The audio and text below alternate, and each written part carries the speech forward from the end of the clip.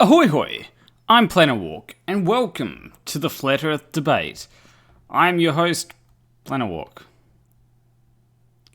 Okay, I should probably have opened up in a different way, but what can you do? Anyway, let me just switch over to everything. Anyone can join, you know. So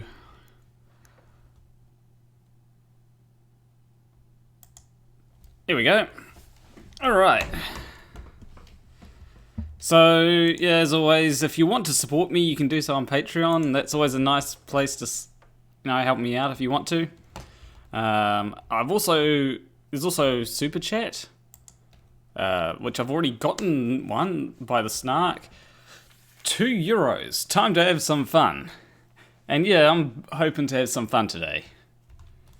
So, why is that ginger so angry? What ginger? I'm confused. Maybe I've missed something in the live chat. Someone says, hello, Wolfie's son. Ahoy oi.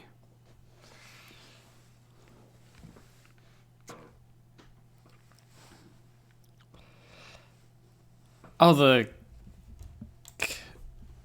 cartoon. Oh, on my channel banner. So when I go to the, I'm guessing when I go to that. How's he a ginger? That's meant to be me.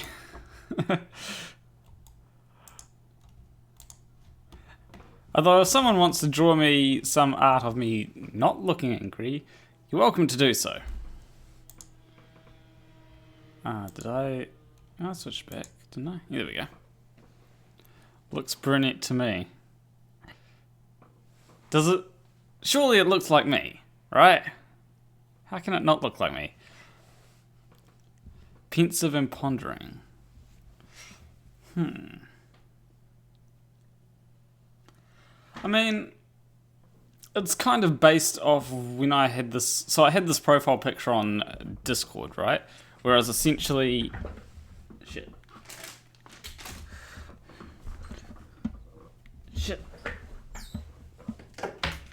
Need to remove my cables away. So it's essentially when I had a profile picture on Discord that looked like me going like this. And obviously it's not that way on Discord right now, because I've got the upside down heath. So, yeah, holy shit, the view count just jumped to like 50 or something, at least from what I saw. Also, I'm very close to 5,000 subscribers, so I'm like 3 away. So if you're not subscribed, that's something you can do. I'm really close. Surely not all of you in the live chat are subscribed. Surely there's like 3 of you in the live chat that aren't subscribed, but you know, what do I know?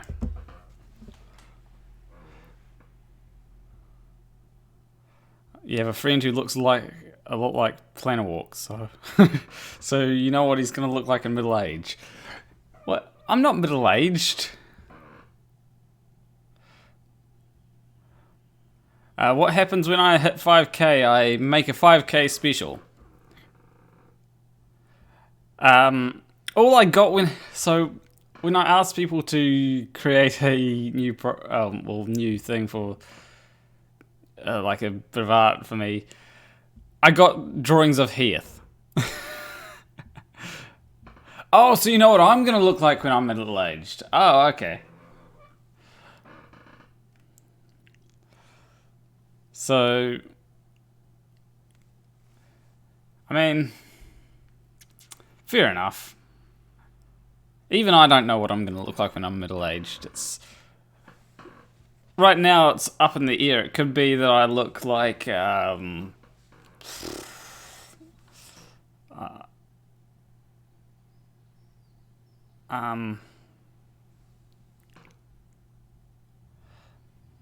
trying to work out what I could who I could look like. So Some people I'm gonna say I'm gonna look like Shaggy. Other people say I'm gonna look like Heath when I get older.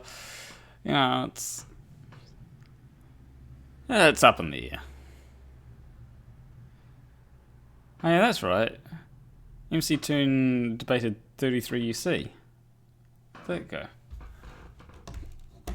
Oh, I got a message on Discord. Oh, that's right. What drawing did McFlatty send?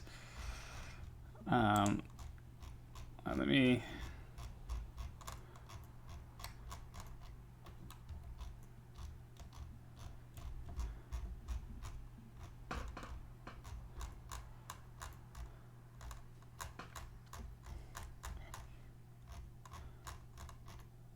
This is back in April.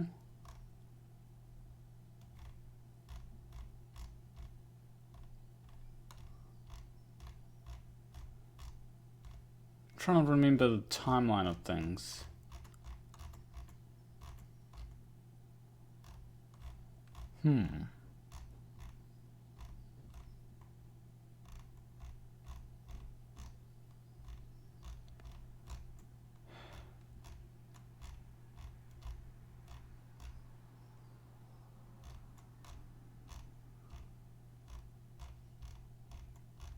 I can't remember where the drawing McFlatty sent is. So, okay. Dave Hinkle is in the chat saying the only claim I make is Globe is bullshit and I can back it up. Well, come on then!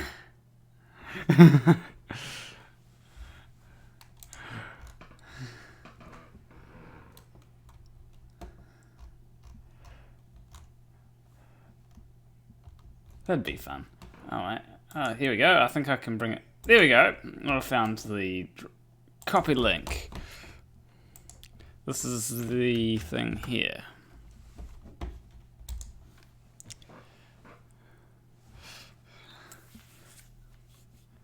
So this is the drawing McFlatty made.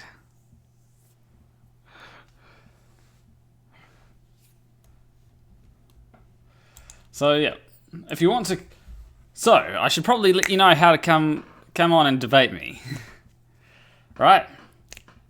This should be fun. So, essentially, there's a link in the description to join my Discord, right? I'll post it in the chat right now.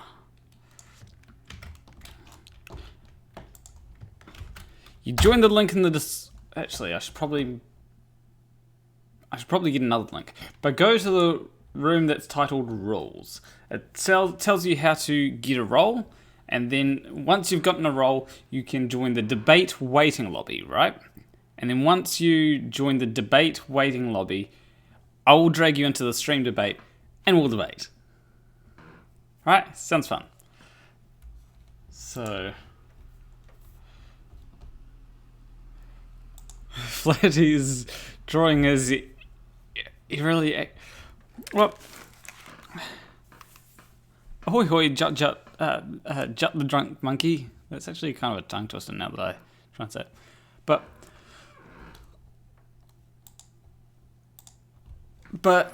I'm not balding on the sides, right? That's the problem with this drawing. Everything else is accurate, right?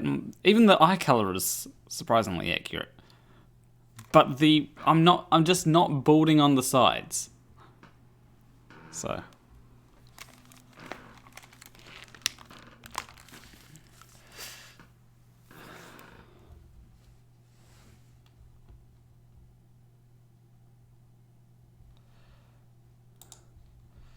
So,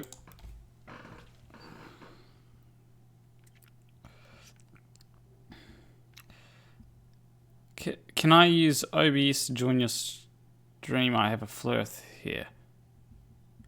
Sure. What's your...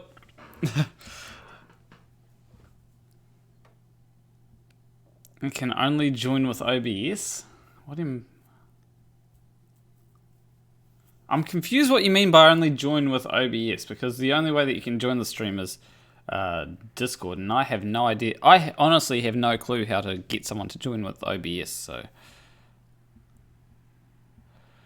So is this stream going to be about any particular Flat Earth, Globe Earth topic? I don't know. It's just generally whatever comes up. But I do have one that I would like to touch. On, especially, right? Especially if someone makes the claim that the horizon is based off the word horizontal. That's one claim that lately I've been thinking a lot about, and it's like, holy fuck, flat earthers are stupid. I mean, if you want to go words based on other words mean that it is that. Like, if you want to say, horizon is horizontal because the earth is flat, then what you're doing is you're basically saying that to me, that sounds like you're saying that language is prescriptive, not descriptive. It's much like the level means flat, and water is level, so therefore water is flat. You're making a prescriptive sort of claim you're claiming that language is prescriptive, not descriptive, and we have to agree that language is prescriptive in order to make that, in order to argue on that. And I can just as easily go, well, hemisphere describes a sphere, so therefore Earth is a globe, so boom! Beaten ya! But of course, flat earthers probably don't understand philosophy that well, so, you know.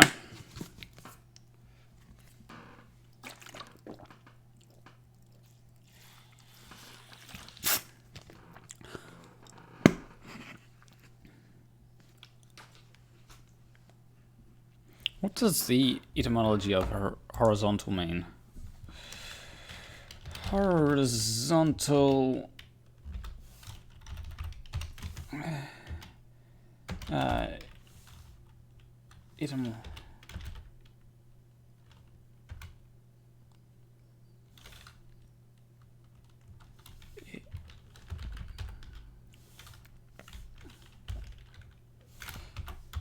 Etymology, there we go.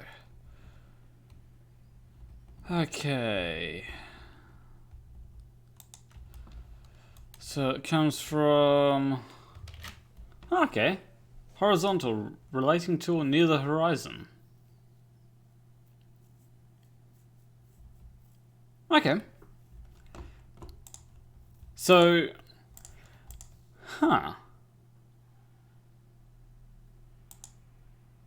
So, essentially... The word horizon comes from the Greek word bounding circle, and horizontal comes from the word horizon. It's really... look at Harry Wopp's definition. Harry Wopp. Where's Harry Wopp's... Late Middle English via French from Old Latin, Late Latin horizon, from Greek horizon, kudos, limit, so yeah, limiting circle.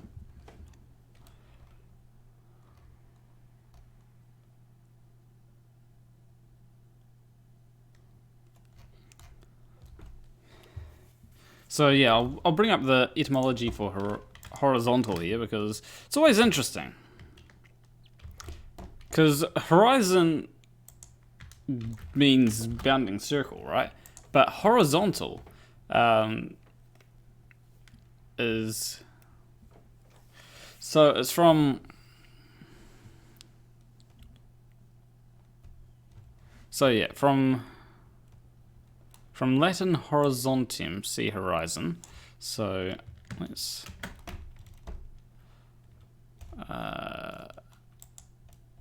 actually, see horizon.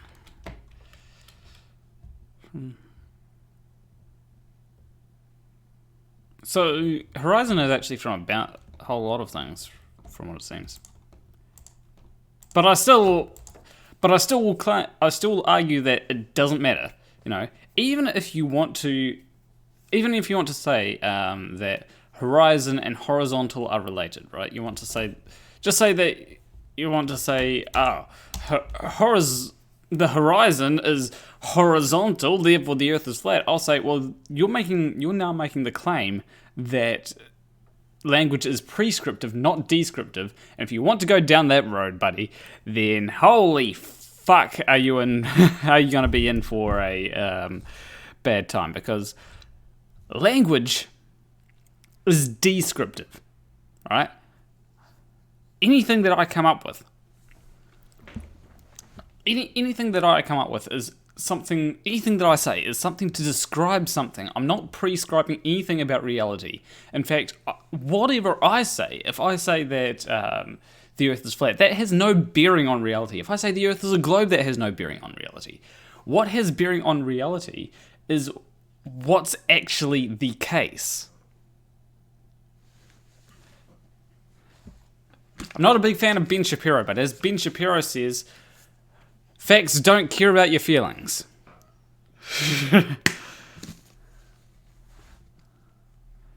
So that's my argument.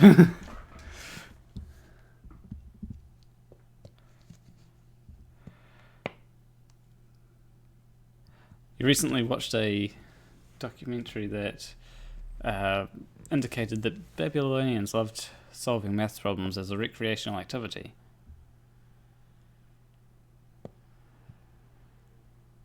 Yeah, I do agree with you there. Ugly German truths. Ironically, Ben Shapiro never cares about facts.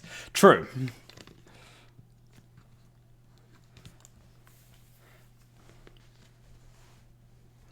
Although, to be fair, there are some times when I've had a bit of an argument. Okay, so if anyone remembers why you are an idiot, I had a bit of an argument with him about why emotions, it is perfectly valid to argue about emotions. If you want to go into something like morality, for example, emotions, they're something that's good to argue from, right? No matter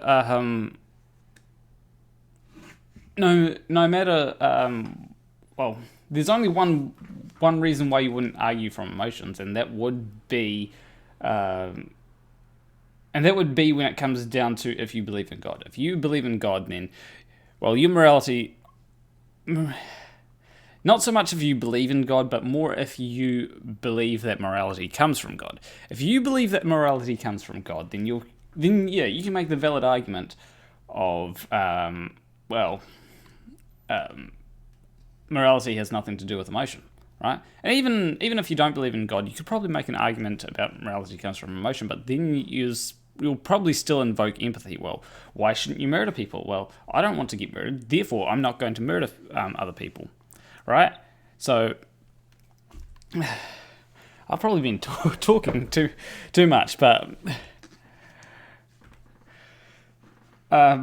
essentially, yeah. If I say, I can say, well, I don't want to murder anyone because I don't want to be murdered. If I murder someone, then if I'm going out and murdering people, then it's likely that people are going to want to murder me, and that's why there's a lot of things that I don't do, because I have to. They're not beneficial for me, and because I don't want other people to do that same thing to me. Why don't I steal? Well, I don't steal because I don't want other people to steal from me. It's those kinds of things. It's just basic empathy. F911 was like, dude, are you super high? No, I'm just waiting for flat earthers to show up. As I said, if you're a flat earther in the chat and you want to join this, if you want to debate me, right?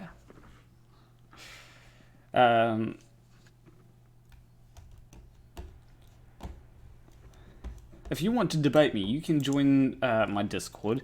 Then give yourself a role. You can find out how on the rules. It's very simple, right? And then you go join the stream. Join debate waiting lobby, then I'll drag you into stream debate, right? Very simple. And Marcus Dresden says, I don't want to be eaten by something, but, well, define define you don't want to be eaten. There are some cases where I might say, huh. Oh, there would be some cases, although this is technically it's not getting eaten. It's more or something else, but there are some cases which I'd say, maybe. And David Jackson says, hi Planarwalk, great channel mate, thank you. Let's see how many subscribers I'm at. So I'm guessing that I'm going to reach 5k during the stream, right? Oh, we're 2 away, right? Planar has superpower, no one can murder you. Sometimes I feel like that way, right? In your heart, it's like, god damn. You predict flat Earth. It's 8:20 a.m. Go to bed. I mean, sure, it's 8:20 a.m., but it's morning. So, and besides, I've got a few things to do. So today, good waking up early, and it's not actually too cold like I thought it would be.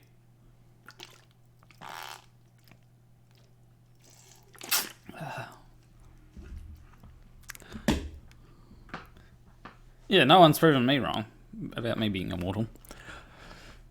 One of the things that I thought is, what if when you die, you actually... This is more one of them...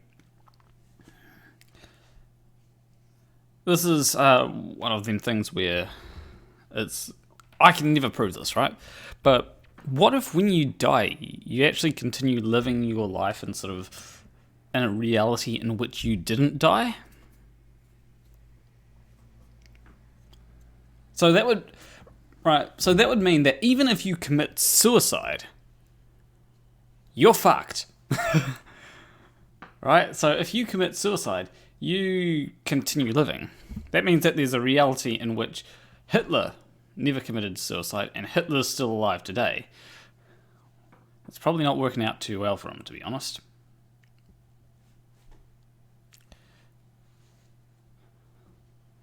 It also means that there's a reality in which Shakespeare is living to this day. But that's only if it's true.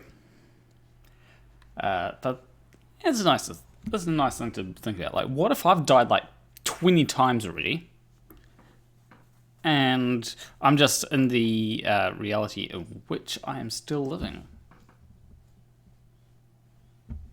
I don't know. Probably not true, but yeah. Strong evidence that Hitler escaped to No, you don't. There is no strong evidence that Hitler escaped to Argentina. How do you know that you didn't have a life before this one? I don't know. Like, they never found... On the U-boat that went to Argentina, there was no sign of Hitler on that U-boat, right? So... Well, watch the series, mate. What series? Let me just go to channel. Huh, okay.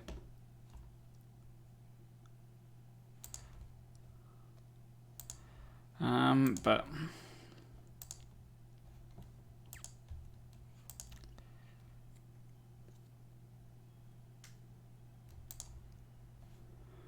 see the movie The Sixth Day. Is that anything like The Sixth Sense? Hilter.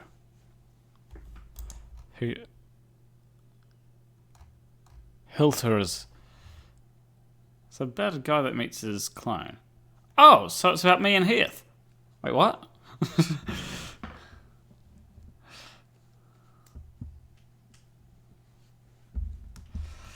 So... Are there seriously no... Are there seriously no flat earthers that want to come on.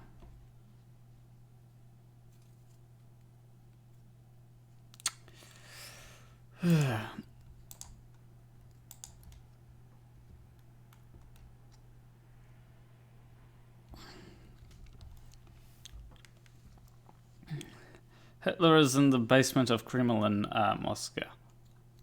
So this is the problem with flat earthers. They always make a big fuss about, oh, you can't prove the globe, right? And they're always on keyboards typing out 1,000 words per minute, right? They should get some. Flat earthers should get jobs as touch typists, right? Only problem is that they make 1,000 mistakes, right? They type it. They're always good for typing out 1,000 words per minute. Bringing up points one after another, right?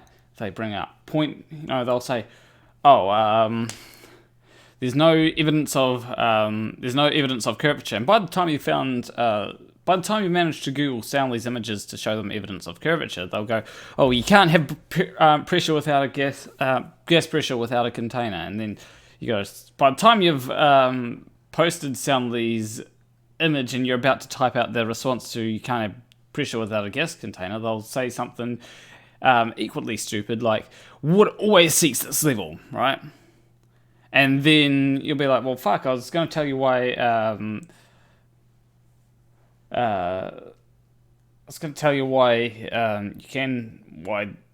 can have pressure without a container. We've got the pressure gradient and all that. But now you're rattling off another point, and then they'll bring out another point. Rockets can't work in space because they don't have there's no oxygen in space. And it's they have an oxidizer. You can refute just about every single flat Earth point can be refuted, right?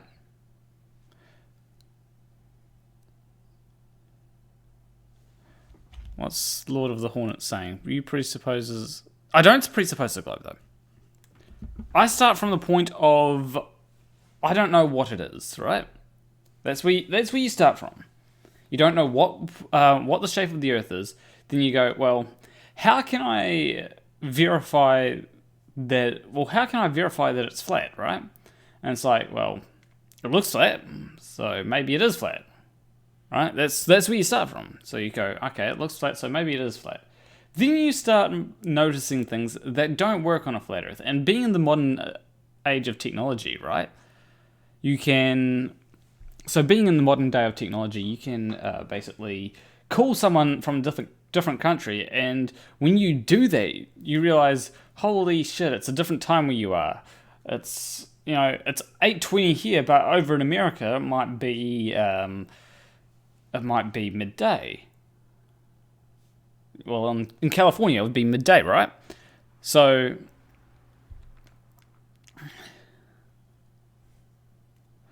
I'm just trying to think. So, in California, it would be midday, and so you go, okay, so that doesn't.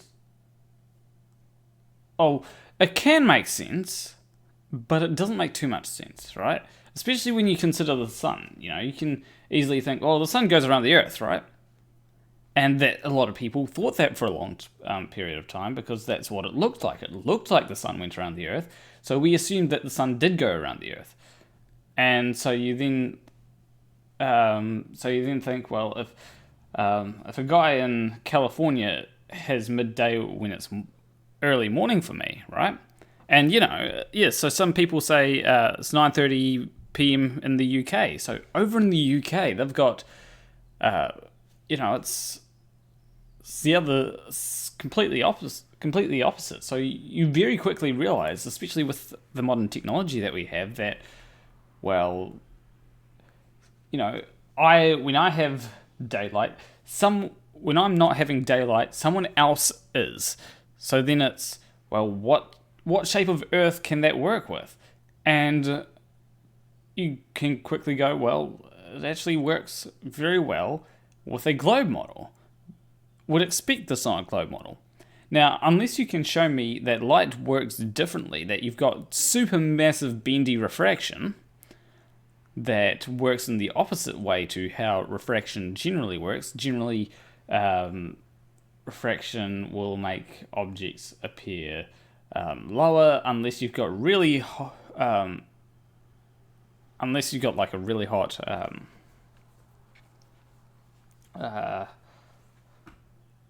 unless you've got something like really hot, then it will bend light upwards and make objects appear higher. But when it comes to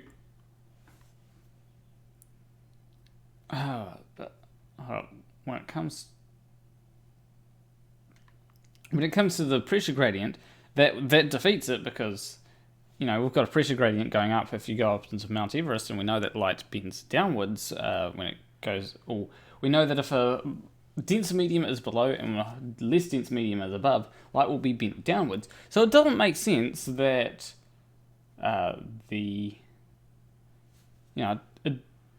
doesn't make sense that the sun would disappear over the horizon if you know what I mean.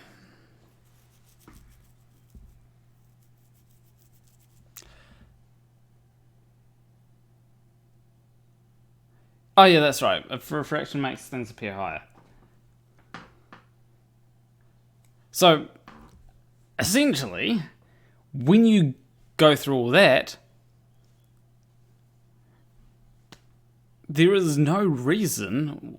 Well, when you go through that line of reasoning, it's, well, how do you say that you can deny my line of reasoning, but then, holy shit, do you have to propose something different? Because I've got a model that I can propose with a very small amount of reasoning. I have a model which I can, and it doesn't make any claims about. With that, it doesn't make any claims about whether how far away the sun is, or anything like that. It just says, okay, well, this, although it has to be pretty far away for it to work, but that's neither here nor there. And then you get into measuring the shape of the Earth, and what do you know? You can actually,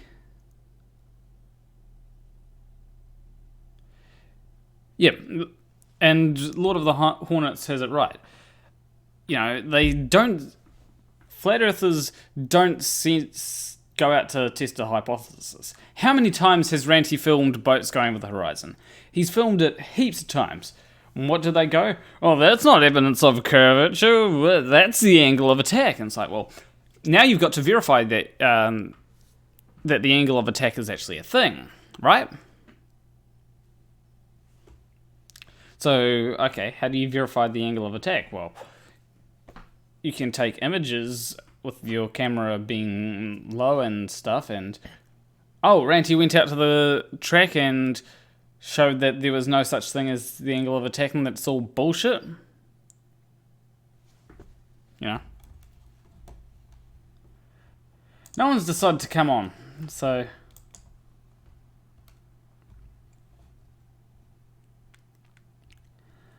yeah.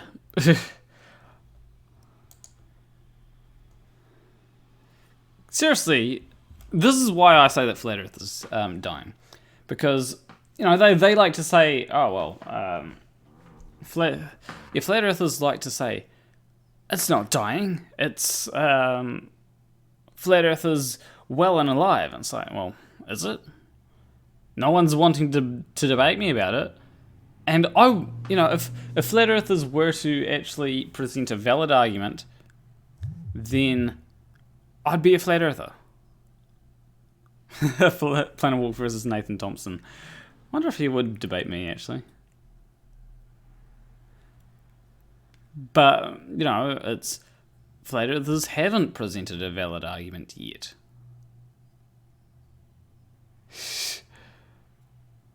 Yeah, athletes disappear from the feet up when running away from you. Yep, and that's the thing. They think they've already won, right? And so they're like, I've already won. There is no debate. And it's like, well, you're actually not already winning, because if you were already winning, you'd have convinced most of the population. You haven't, and that is a fact. I can go out and poll, you know, if I went out and polled most of the population, right, most of them would say Earth is a globe. That means that Flat Earth is not winning. In fact, if I go onto Google Trends right now,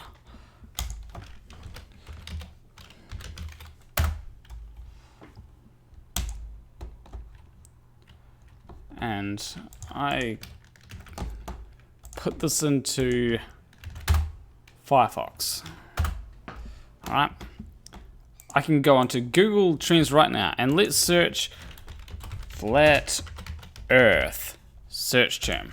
Alright, let's see what.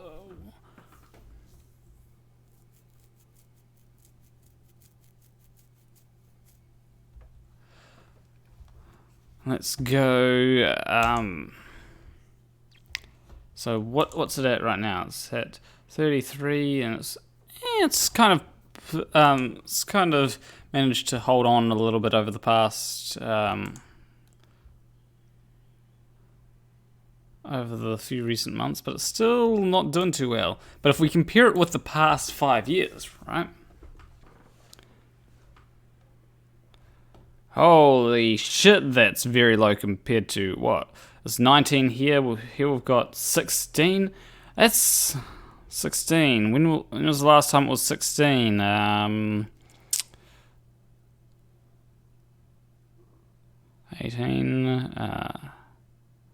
18, 20. November 2016.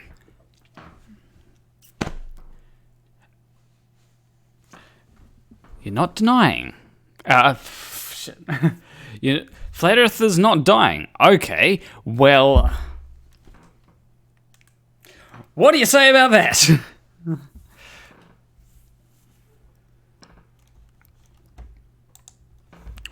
You want to actually tell me in what world this isn't classified as dying?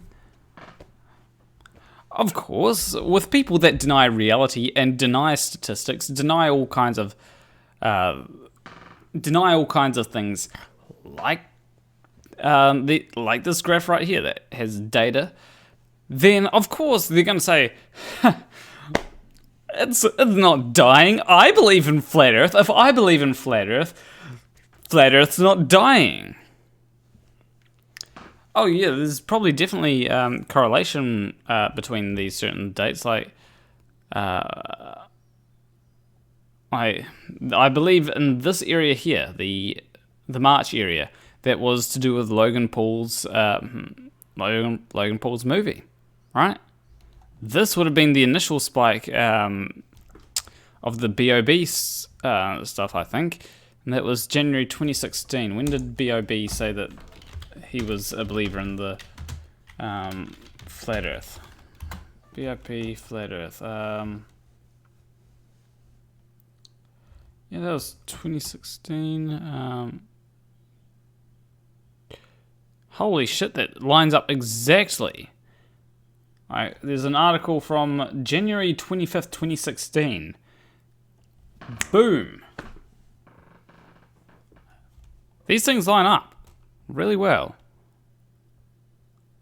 And then you've got 19th to 25th of... I don't know what all these spikes are here. I'm going to be honest. I don't know what all these spikes are, but... It could be various celebrities talking about Flat Earth. Can be anything, right?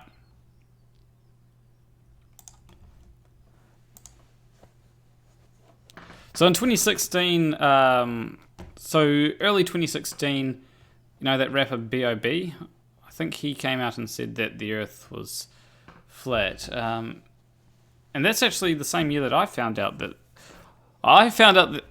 there were flat earthers, right? Around about here, right?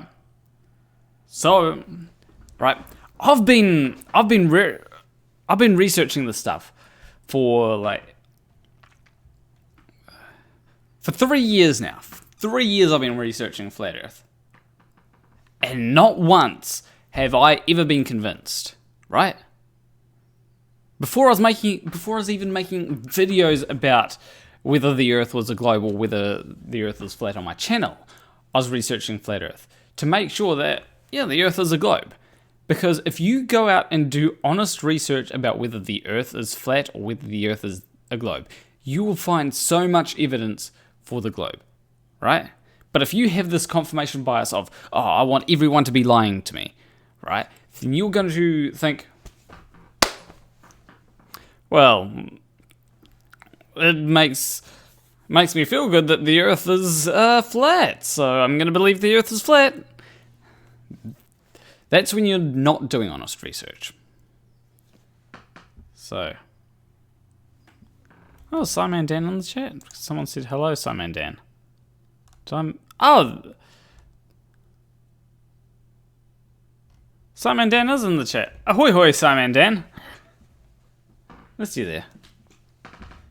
Do you know any flat earthers that might want to?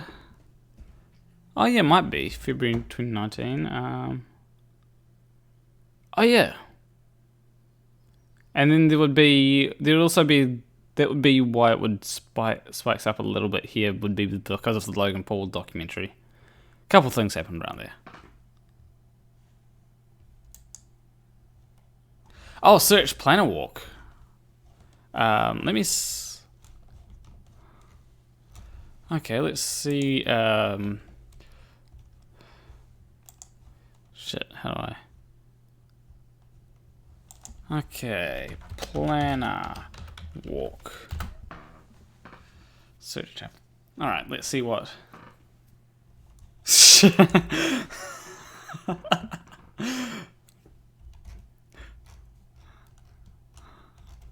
So, I can't tell whether I'm dying because I was never alive to begin with.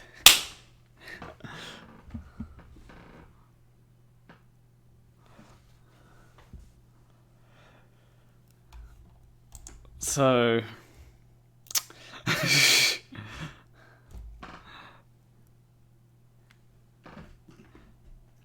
But we can also, there we go.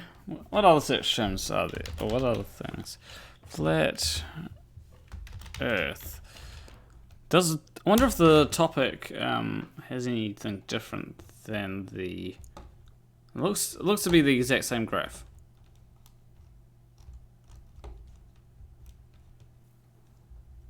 Okay, Johnny Ragadoo. You didn't believe in the many worlds model until I heard flat Earth and research in the same sentence. Everything is truly possible. Yes. We truly do live in an age, right, where this is the bizarro world, right?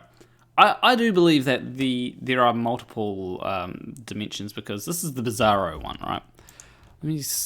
But what I'm going to do is I'm going to go past 5 years, see what that looks like. Huh? So it does look kind of different because there's a small. Huh? Odd. So yeah, there's a slight difference between the topic and the search term.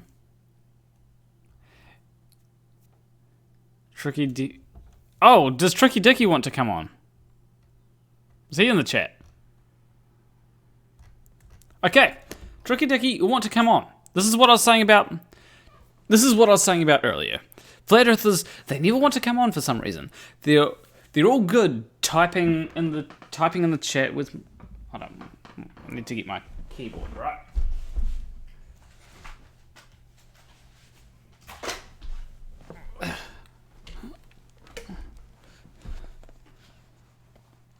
So, flat earthers are all good going into the chat, typing, making, the amount of space comments that flat earthers the amount of space commas that flat earthers have show that they're not actually thinking when they type. Now, if you can have good grammar and type, then you might be thinking a bit more. Oh, you can join on your phone, right? So all you have to do is there's an app called Discord. You can I can post a link, right? Here's oh shit, wrong link. My bad.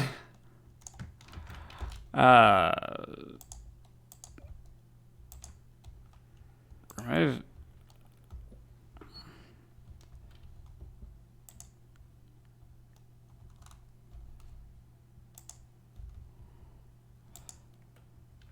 Yeah, fuck.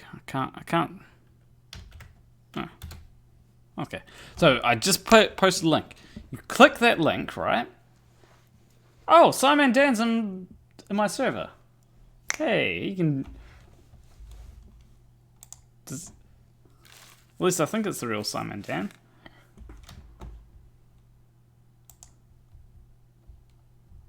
It looks like the real Simon Dan. So, all you have to do is download the app of Discord on your phone, right? You can easily join it, easily download it. It's simple. Let me go to the Google Play Store. I have it on my phone because it's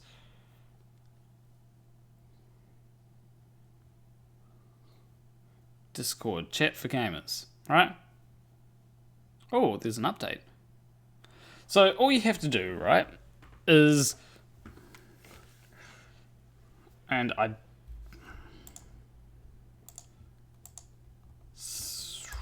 there we go. We'll go to, all you have to do is download Discord. Here it is, right? This is the app that you need to download. You tap, where it says update on mine, it should say install on yours. You just tap that, and you can download it. It's not too much to download. It's only, okay, maybe the update is 5.91 megabytes, but then you click the link that I sent you. It's installing on my phone. I'm actually surprised that it didn't auto update. Usually it does. Then you tap open. And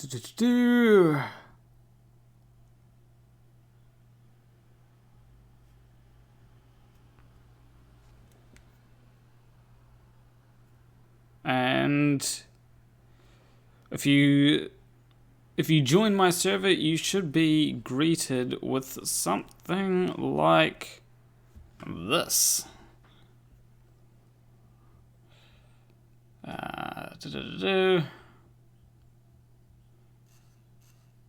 Okay.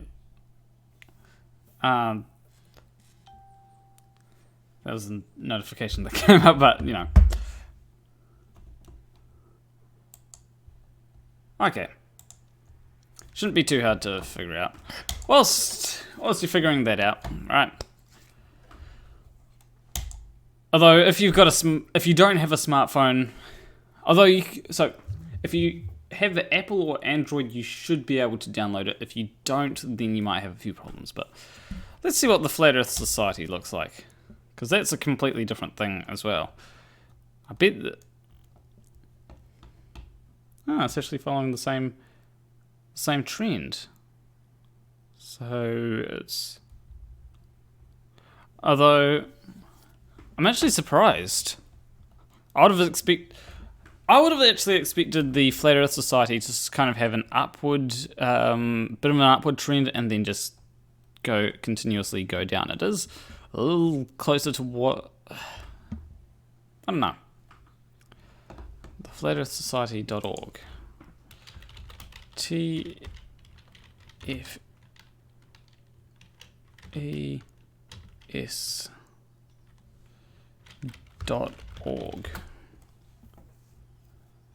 What's going on there? So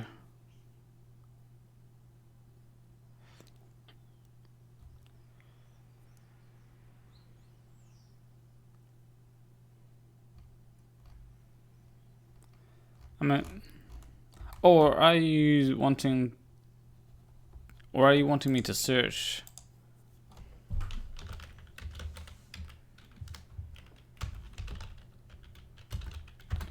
Be nice to get traffic. Now, if I could figure out the traffic thing to the Flat Earth Society, you'd be able to. Because, like it or not, the Flat Earth Society is very representative of Flat Earth. Whether you like that or not, it is. But even though there are some that are, whether you agree that this page here is a joke or not, it is very representative of Flat Earth. You know? Much like whether you like it or not, I'm trying to bring up an analogy. Whether you like it or not, Andrew Wakefield is very representative of the anti-vax movement. Oh, Tricky Dicky has joined the House of Planarwalk. All right.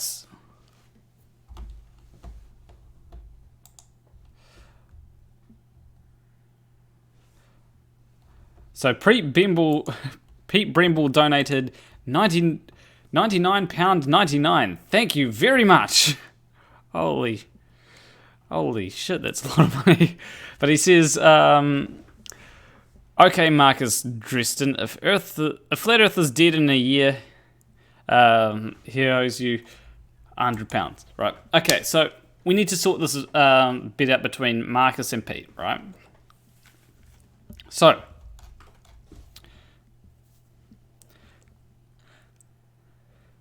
we need to define dead, right? And are we going off search terms, or are we going off how many channels are around? Or are we going? So we need to define what classifies as dead, because as I said, a lot of flat earthers are saying, "Oh, flat Earth isn't dead," right? But I'm not saying that it's dead. I'm saying that it's dying. That's two very different things. If someone's dying, they are not necessarily already dead, and they can be brought back to life, right? It's just a question of will it? Will they? All right. So general party room. Oh, we've got jump monkey. Can something be dead if it never actually existed? Oh, so you're thinking all the common flat earthers are removing the channel from YouTube?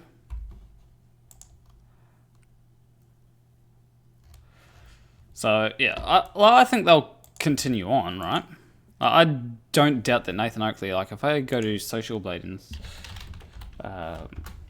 go Nathan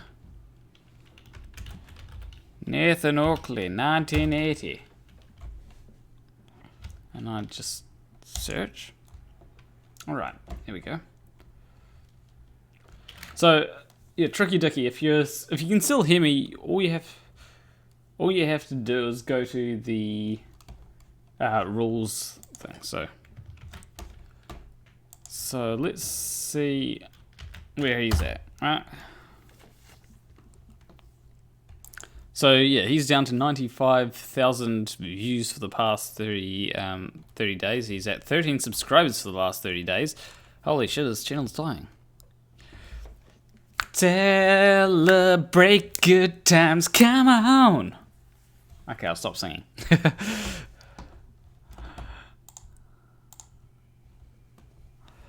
Alright, so let's go to detailed statistics. Yeah, he's plateaued.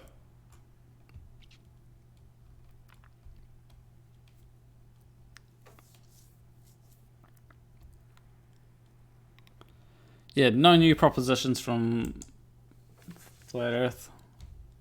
I mean, it never really had any new propositions. If you go to average views per day, oh, I know this is per month. Total views per month. I'm confused at the... Oh, average views per day per month. Okay, now I understand. I mean, I've plateaued a little bit, right? So it's probably not much for me to say. Like, if I go Planarwalk...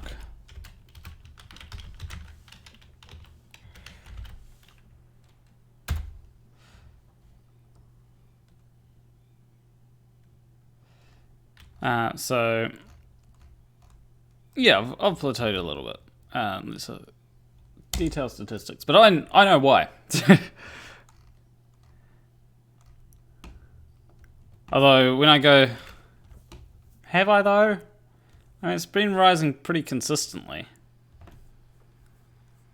But when I go to average views and monthly views, it's somewhat consistent. It hasn't plateaued as badly as Nathan Oakley's, so. Alright, so Tricky Dicky. As I said, go to the rules, give you... I'm actually feeling a little bit dumpster fiery today.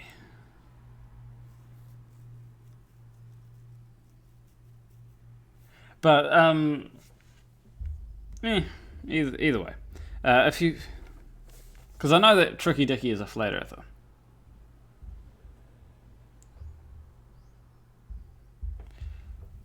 Oh, there's 1 minute debunk. Let's see what he's... Ahoy hoy! Greetings. I need people to tell me whether the audio is good. I'm using a bit of voice meter today, so that might come out a little bit differently to what I normally do, but it shouldn't do. Okay, my voice is wrecked because I'm not very well. Okay.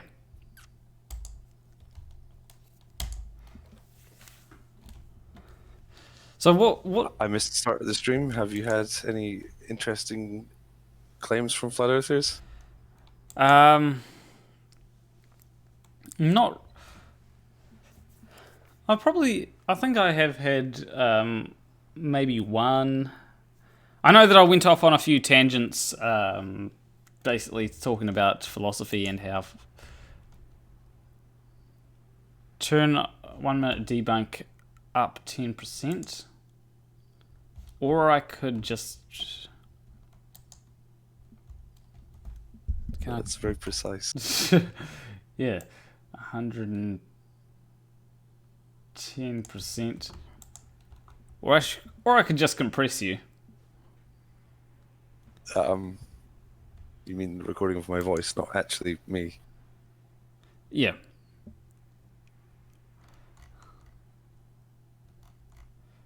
I'd be...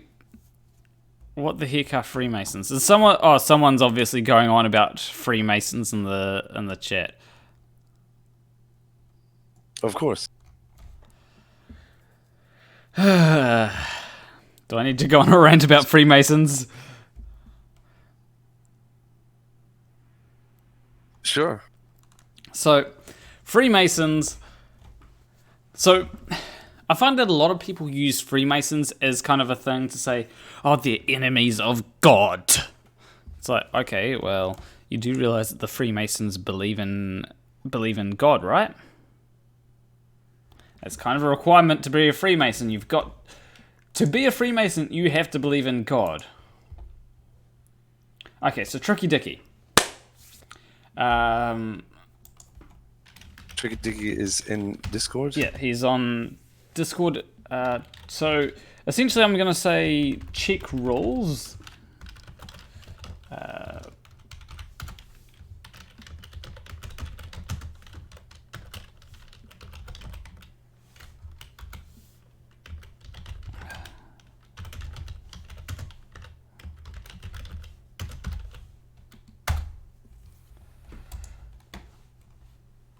So yeah, you can just... Oh, I had So yeah, you can check the rules. And yeah, people, I do hear a few things about people saying, oh, the Freemasons are a secret society. And it's like, is it really? Is it? Is it really that much of a secret society if everybody knows about it? Yeah, there's a distinct difference between that and the Illuminati, which are, I would say, more what a secret society is, in that they're only alleged to exist, whereas Freemasons are a society that exists, and you can ask people if they're Freemasons and they'll probably tell you. Wait, didn't the Creaky Blinder join the Illuminati? We can't talk about that. Okay.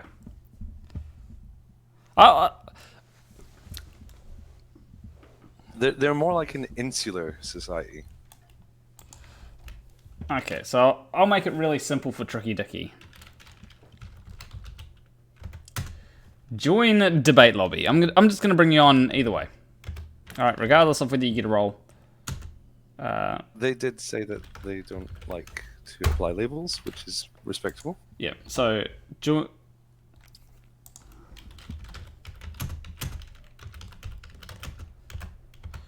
It's a voice chat, right?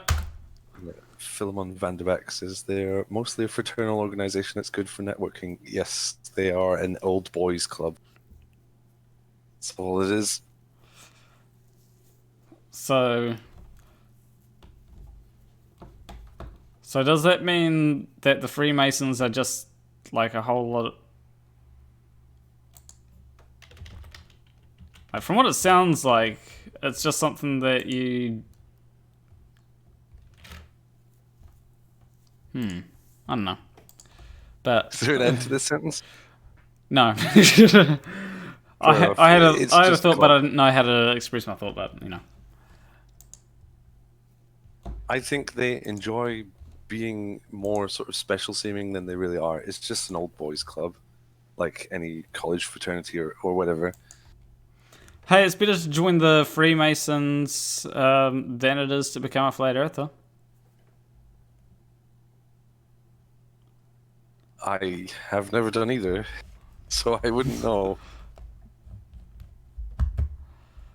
Freemasons do have a belief structure, as you said. They do believe in God, and they have some rituals and stuff. I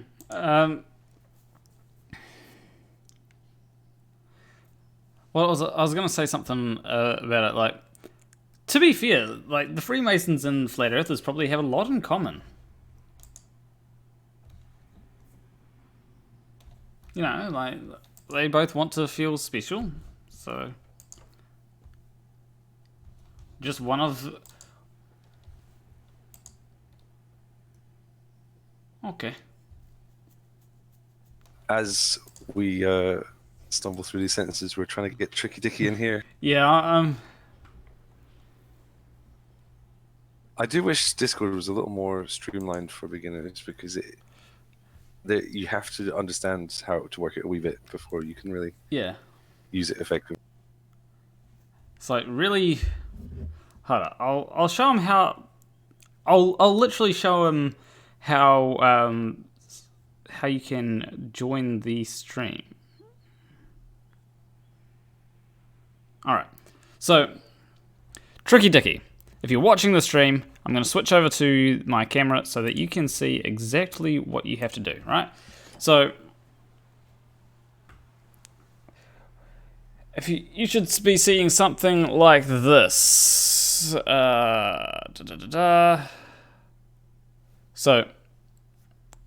or something like this, rather, right? So all you have to do is, actually no, something like this. So all you have to do, right, is, and I'm gonna try. Oh shit! Probably can't hear anything. Now, so all you have to do is swipe this down, and go down until you get to here. If it actually focuses properly, god damn it.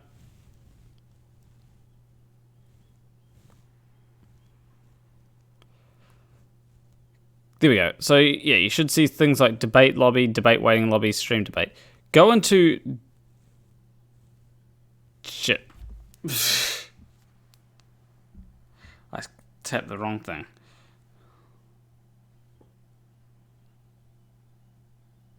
Go into debate lobby, basically.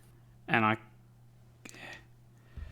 But you did that well. Go. Yeah, just tap debate waiting lobby, or debate lobby, should I say?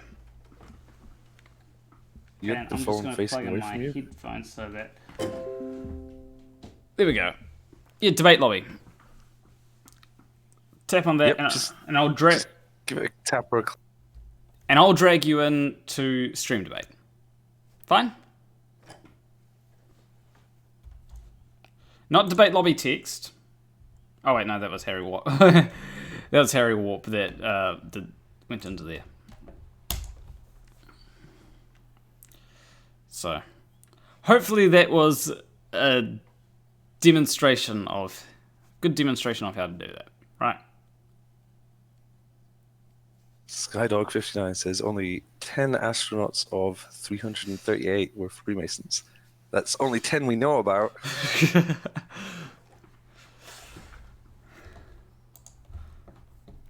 I'm actually wondering something. What's 99.99 pounds to New Zealand? Actually, it'd be what's 70 pounds in New Zealand dollars? Okay. Join debate lobby, right? Okay, so I might have to actually.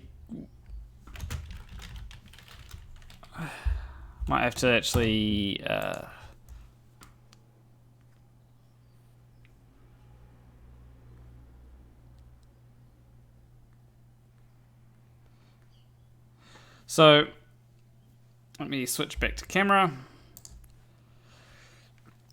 So, yeah, where it says here, debate lobby,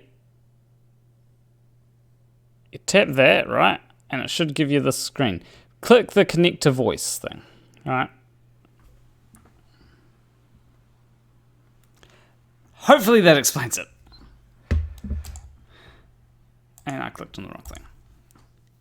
He's done it. Woohoo! Okay, I'll bring him in. Tricky Dicky is in debate lobby. We did it, everyone. Way. Ahoy, hoy, Tricky Dicky. Hello? How's it going? It's going. So, I guess Yeah. a good question to ask would be, what is your position on everything? So, when it comes to... Because you said that you don't... Water and gas pressure. Water and gas pressure, okay. Water does not curve or bend. Period. Can you prove this wrong? Okay, what do we... Demonstrate it wrong. What do we mean by curving in... Yeah, I'll turn you up because you're a little bit low. But what do we mean by curving or bending? For it to exist over the exterior of a shape, specifically a sphere, it has to curve. Okay. Right. The surface area. Okay, so can I ask you a question? It's one of the questions to that physics test that I put out recently that I know you saw. What is... I didn't watch it. Okay. So what is the... What would be the best way to describe the shape of water? What do you say? Formless. Takes the shape of the container it's in. Okay, takes the shape of the container it's in. It's pretty good. But I'd actually say that it conforms to the shape of the forces that are acting on it, right? So if you blow across water, that is creating a force that moves the water away from where you're blowing, and that would give it a slightly different shape than if you had no force acting on it. Would you agree with that? Yeah. I've seen water do all kinds of things. when frequency sound is applied to it. I've seen it stop. I've seen it run backward. All right, so we can both agree that that if there were a force to be acting on it, so if we had some water and there were a force to be acting on it in all directions, and just say this force were, let's say, I'm trying to work out a good way to describe this force. Say gravity if you want. Yeah. I'm guessing that you're going to do something, but we'll say gravity for now. So a force like gravity... No, I don't care what word you use to describe that particular phenomenon that things fall down. All right. So it's not like I don't believe gravity exists per se. I hate that word, but... Yeah, a lot of flat earthers really hate that word. But I mean, is there a phenomenon that things seem to fall down at a specific rate of speed? Sure, I'd say from what I've seen, yeah. Okay. But to use that word as the be-all, end-all that holds the whole globe together, no. It's a word. A word can't contain gas pressure. It can't contain Earth's ocean. So it's... Hey, you actually do agree with me on on a few things. Some flat earthers like to say, "Oh, this word means this, so therefore the Earth is flat." But at least we can agree that words by themselves don't contain any inherent meaning. But as I was saying, if there's if there's a force, language, right? Yeah. Okay, we agree on that. So, if there's a force acting on water and all pulling it towards a center of mass, right? Then the water will be held in a shape, and if it's equal in all directions, that water will conform to a sphere. Can you demonstrate this? Well, I can. Because as far as I can tell, anywhere from even say a liter to whatever liters you want, water needs to be contained, or else it will flow, high point to low point sort of deal, until it finds its level.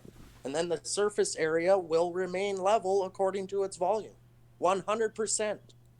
The best tool on Earth to determine what is perfectly flat and level is water. Period. Okay, so when it comes to... first off, when it comes to the description that I have given for water, water will conform to the forces acting upon it. If we say that gravity is a force, right, and gravity does affect water, then if the Earth is a globe, water would be curving, right? Sure. Right. So it's kind of one of them things where, it doesn't make sense, because if the Earth is flat, right, we can say, oh yeah, water always seeks its level and will always be flat. But if the Earth is globe, water will be curving. So, and to take measurements from a small amount of space and say, oh, it seeks its level, therefore the Earth is flat, is not really a good way to look at it, if you get what I mean. Yeah. Like of course it's going to look flat over a small... At the same time, as far as anyone can test or prove for themselves, like I said, water from 1 liter to unimaginable amounts of liters, it needs to be contained or else it will flow to find its level. And the surface of 1 liter of contained water will be 100% flat and level. Can you demonstrate this false? Demonstrate, not explain. Demonstrate. So, when it comes to the when it comes to me being on a different area of, so if we are on a sphere, right, and you go to one area, your up will be different to another person's up, right? It may be at a tilt or something like that. So the problem that you've got here is you're starting from the thing of Earth is flat, right? Down is a solid direction. It's there's an absolute down, and if something will always go towards this absolute down. When we're discussing the shape of Earth, we need to consider both possibilities.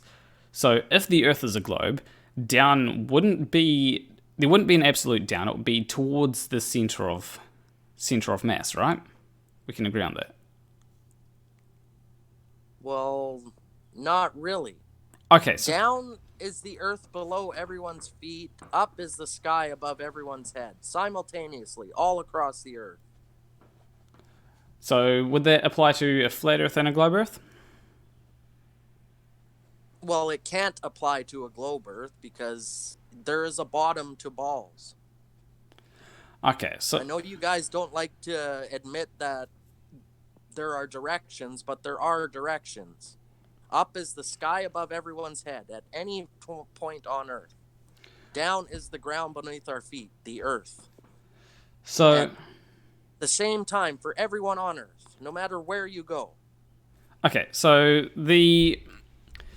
I can try and work with that definition, but we need to work with the possibilities of the Earth being globe. Because if you discount the possibility of the Earth being globe, there's no way we can have a conversation about this, right? Hey, I'm open-minded. Yep. But as far as everybody's everyday experiences on Earth, it is flat, it is motionless. Okay. I'm looking for proof otherwise. And I have been looking into flat Earth for 10 years now, and I do not see proof of this globe. Oh, hey, that's a bit longer than me. Nature cannot exist over the exterior of a shape as we all experience it. Gas pressure needs a container. I don't know if there's a dome. I can't get up that high to test. All right, so but yeah, logic says there has to be something separating zero pressure from sea level pressure.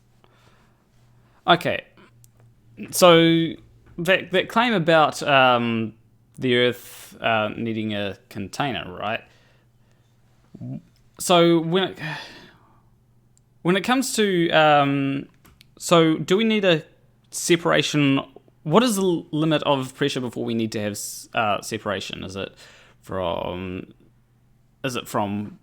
psi? Do we need to have a separation of differences in 1 psi or 2 psi, 3 psi, 14 psi? When do we need a? I don't know how to answer that. I just know in order to have gas pressure, you need a container. It's in the very definition of gas pressure. To create pressure, you need something for the molecules to, bounce off of, whatever you want to call it. That creates the pressure. Can I throw a question in here to spice things up? Yep. Okay. The planet Jupiter is a sphere and is made of gas. Do you have an explanation for that? First, it's a light in the sky, as far as anyone on Earth can prove. So talking about the lights in the sky doesn't help when we're determining the shape of the Earth. Sorry. They're lights in the sky. You can't prove to me otherwise. I can't prove to myself it is what NASA says it is. So I can't just agree with them on that. When I look at it, it looks like a light in the sky. I mean, there are people that have there are people that have taken photos of Jupiter, independent astrophotographers. I've seen pictures of the lights in the sky, and they don't look like anything like what NASA presents to me. I mean, I've looked at them myself through telescopes. They don't look like anything like what NASA presents to me. I mean, NASA has better better telescopes, but independent astrophotographers go out and... well, the Vatican has the best telescopes, but okay. The Vatican owns the patents for telescopes. Okay. But if I go open link in new tab, I think, and just copy this over to here, I'm going to bring up on screen here I'm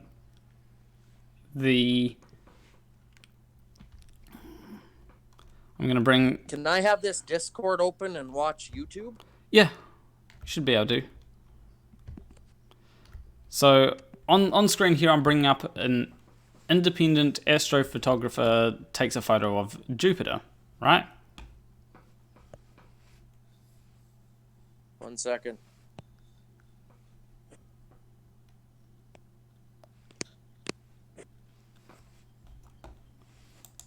Okay, I see it. Yeah.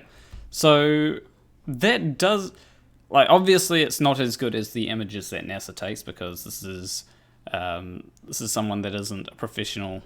It says here amateurs, Anthony Wesley and Christopher Go, right? So, but it looks very similar to the photos that NASA takes of Jupiter. Do you have any explanation for why that might be? Or... No, I don't. But again, I don't know what that is. It is a light in the sky as far as I can prove to myself. As far as I'd say 90% of Earth, people on Earth can prove to themselves, it is a light in the sky.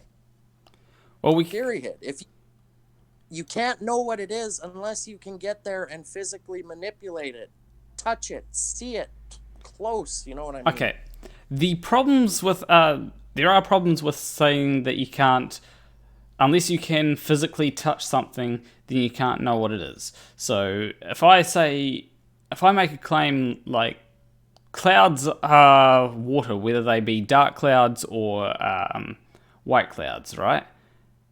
So I can't actually physically touch the clouds. Sometimes I might be able to go up into the mountains and maybe try and touch them, but when I'm in the mountains, the clouds don't look like clouds anymore, so I could say, well, now they don't look like clouds, so therefore I can't verify whether clouds are water, or you know.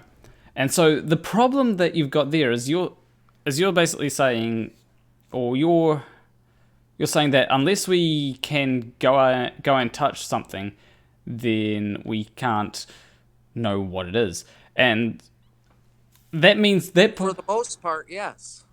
That puts a lot of things into question that we can say with fair confidence about reality. Like, I can go ahead and say, yeah, clouds are made of water vapor, but I can't actually go ahead and touch them. I think it's inductive reasoning to say, well, when it's cloudy, it rains, so therefore the clouds are likely made of water.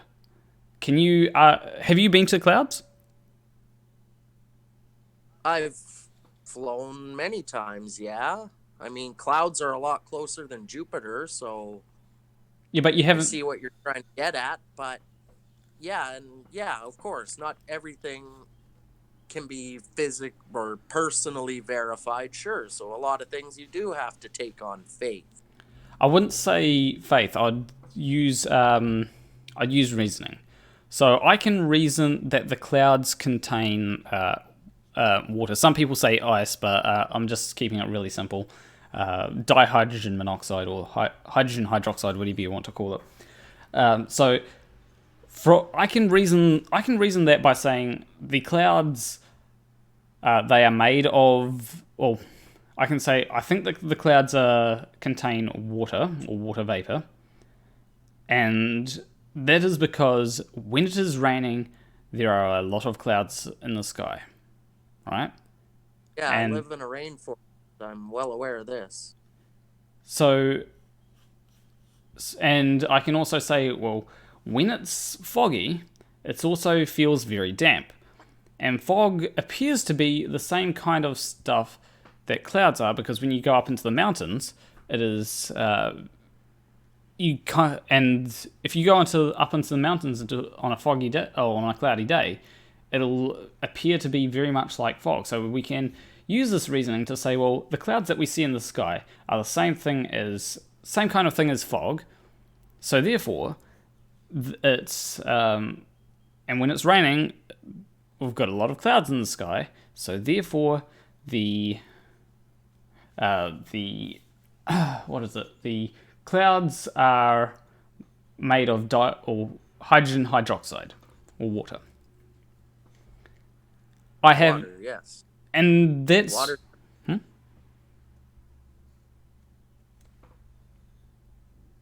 What are you saying there? I just said, yeah, water. Yes, water's everywhere. Yeah. So you can go ahead and inductively reason this. You haven't actually gone ahead and tested the clouds to see if they are water. You've inductively reasoned this. And one of the problems is if you try and go through and personally test everything, like you go ahead and take a sample of clouds, find out how much percentage water it is, or something like that. The problem that you get into there is not everybody can do that. So you'd have people in the lower class that, if you want them to find out truth, they won't be able to go ahead and, like myself, I can't afford to go ahead and put a cloud in a vial and then test it, So not. Well, yeah, and that's my big problem with trusting NASA is they're the only ones that can verify this stuff. That's why I try and stick to what I can personally verify on my own, and that is water and gas pressure for me, basically. But there's also people that go ahead and verify this stuff outside of NASA. You've got they're all connected to money, yeah. I mean, NASA. If you want to make money, what you can do is become a warmonger. That's a much better way to get money. I make just fine money. I'm good. Yeah, but I'm meaning, if how you're saying NASA is just in it for the money, right? It'd be more profitable to produce weapons for war for the US. Military budget in the US is far bigger than the NASA budget. Magnitudes bigger. Yeah. So, wouldn't it be better to complain about... NASA's a military organization, though. What? NASA's a military organization. Is it, though? They were founded by military. I mean, I can understand it being founded by military, but I wouldn't say that it is a military organization. It's a government institution. It's military. A government... The government doesn't mean military. Yeah, you're conflating two things here. Is welfare military? I don't think so. Well, don't play semantic word games. They don't work on me, but... Look, can you demonstrate water has the ability to curve in large volumes, say? I mean... when will a large volume of standing water display curvature on its surface? I wonder if there's a image of this. So how big are we wanting to curve water? I don't care. Because as far as I can prove, more than a few drops together, and water does not have the ability to hold a shape. It is flat and level, and it must be contained or it will flow. Can I ask a question? Yep. Go ahead. Just to flip this from the negative form to the positive form, can you show that water is flat in large scale? Yeah. Okay. I would like to hear how you would show that. There's no better tool on Earth to determine what is perfectly flat and level than water. Water is still used to this day to determine what is perfectly level. Builders use water because it is level. Okay, but my question was, can you show that it is flat? I mean, I agree it looks fairly flat, but can you show that it is absolutely flat? Because that's the positive form of what you're claiming. I'm not sure what you mean then. Like, yeah, I put a liter of water in a container and the surface area will be 100% level as level can be. How can There's you nothing better at can you show that it's level? I mean, I agree. I can use water to show you what is in a perfectly level. Well, you can use water to show me that water is water-shaped, but that's not particularly enlightening. Well, water doesn't have a shape. It takes the shape of its container. We already agreed on that. That's the point too, is water cannot support itself like the globe needs it to. Okay, as an example, water is sticking to the bottom of a ball and curving around the exterior of a shape. This is impossible on Earth. Can you demonstrate otherwise? As an example, if I held up a pack of cards and said there's 52 cards here, if you dispute that, I could count out the cards and positively show you there are 52 cards. Yeah. That's the positive form of a claim. So you're claiming that water is flat. I agree that water does look quite flat generally, but that doesn't mean it is flat. For example, things can have very, very, very small or very mild differences that are easily imperceptible to the human eye. So to positively show something, you would need to find a way to demonstrate it, preferably a way that could be falsified. I can demonstrate all day that water will not stick to the exterior of a shape. You can pick the shape, I don't care. Like here on Earth, water will not conform to the exterior of a shape. Can you demonstrate otherwise? Water is pretty sticky. Without using the Earth as an example. It sticks to things quite a lot. I've got a T-tail. Surface tension and cohesion, no, that's not enough, right? We're talking about oceans and lakes. Massive volumes of water. And when a lake is perfectly still, no wind, nothing, it's a mirror image of everything above it. A perfect mirror image of everything above it. So that can only happen Planarwalk if has it something is level. to show here. Yeah, so I've got something on screen, and it's water basically sticking to a T-tail. Right? Yeah, sure. And it's not just sticking. Are these Earth conditions you're showing me? Technically, it's zero. It's quote zero gravity. Well, unquote. Then that's not Earth condition. So I live on Earth. I don't care what happens above me. Yes, but you've got. I live here on Earth. As far as I can prove on Earth, water can't do that down here. So if you want to show that something can stick to the bottom of something, you've also got the influence of Earth that's going to make it, unstick from the bottom of something, right? So you'd have that's the problem with a lot of people saying, oh, you can't prove gravity because every time I pour water on a ball, it always flows down to Earth. Well, you've got a much larger object under the ball, which is pulling the water down, and it has a much greater force than whatever small ball you've bought from the supermarket for £5. So when it comes to these things in zero G, the reason why it's done in zero G is because, the reason why we can get these kinds of effects in zero G is because we don't have the influence of Earth. Well, yeah, sure, but now you're into pseudoscience. Because I cannot test and repeat this on Earth. I don't care what's going on above me. I live on Earth. We all live on Earth. This is why we have to use inductive reasoning, because on Earth we can't repeat it because you've got a giant ball under it, which is going to. This is why I'm looking for demonstrations, not explanations. I can explain anything you want. I can pull it out of my imagination. Yeah, someone's saying that you're using the genetic fallacy because you can't do it And some people are saying, look, there's a lot of things which, here's someone put it well. You cannot demonstrate a planet on a planet. No. So why are we using that as proof then? Well, why are you asking me to try and demonstrate a planet on a planet?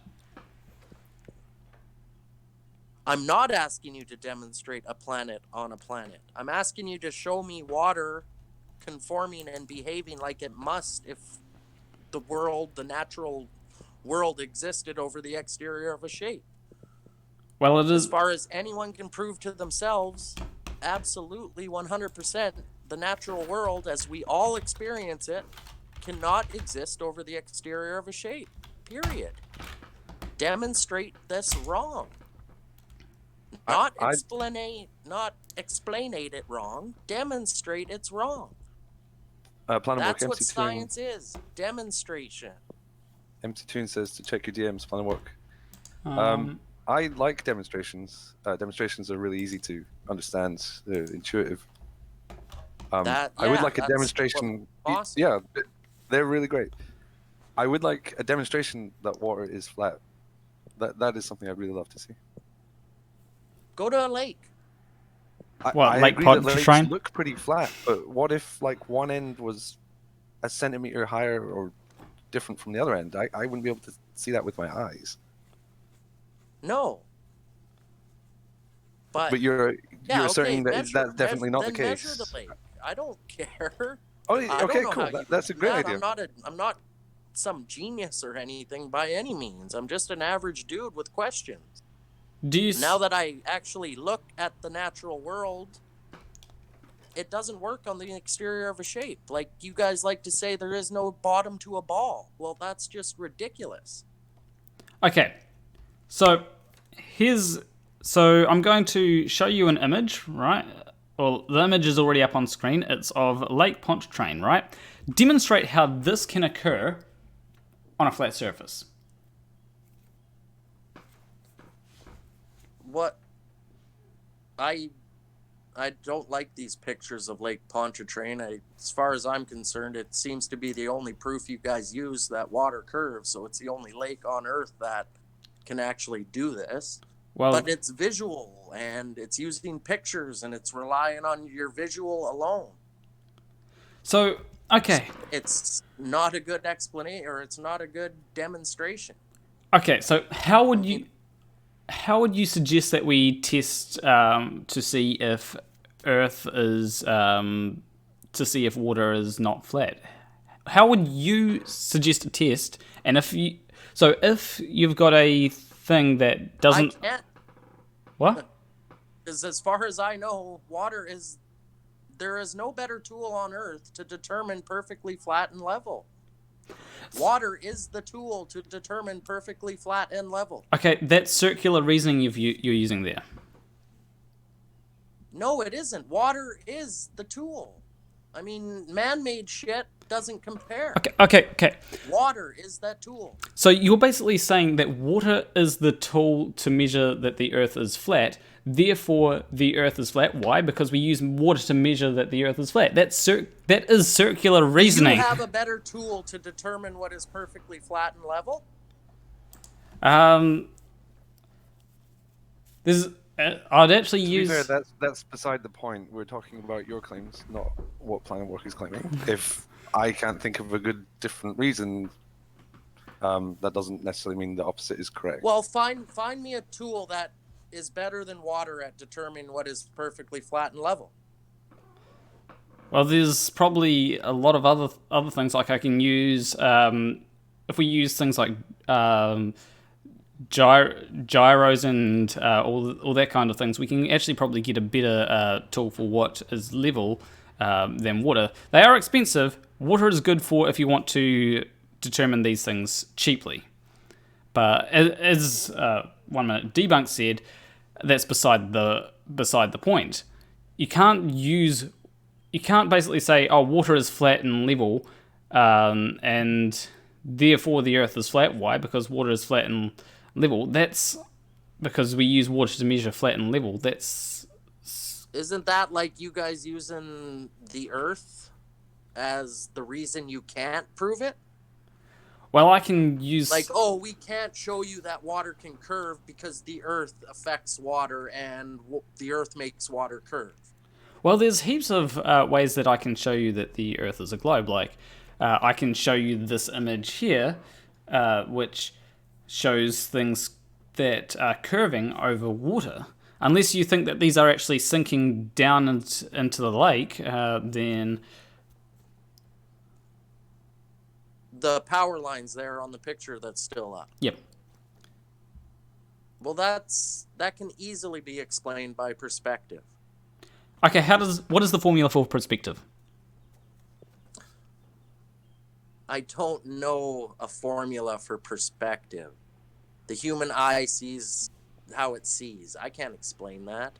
Evolution can't explain the eye either, so...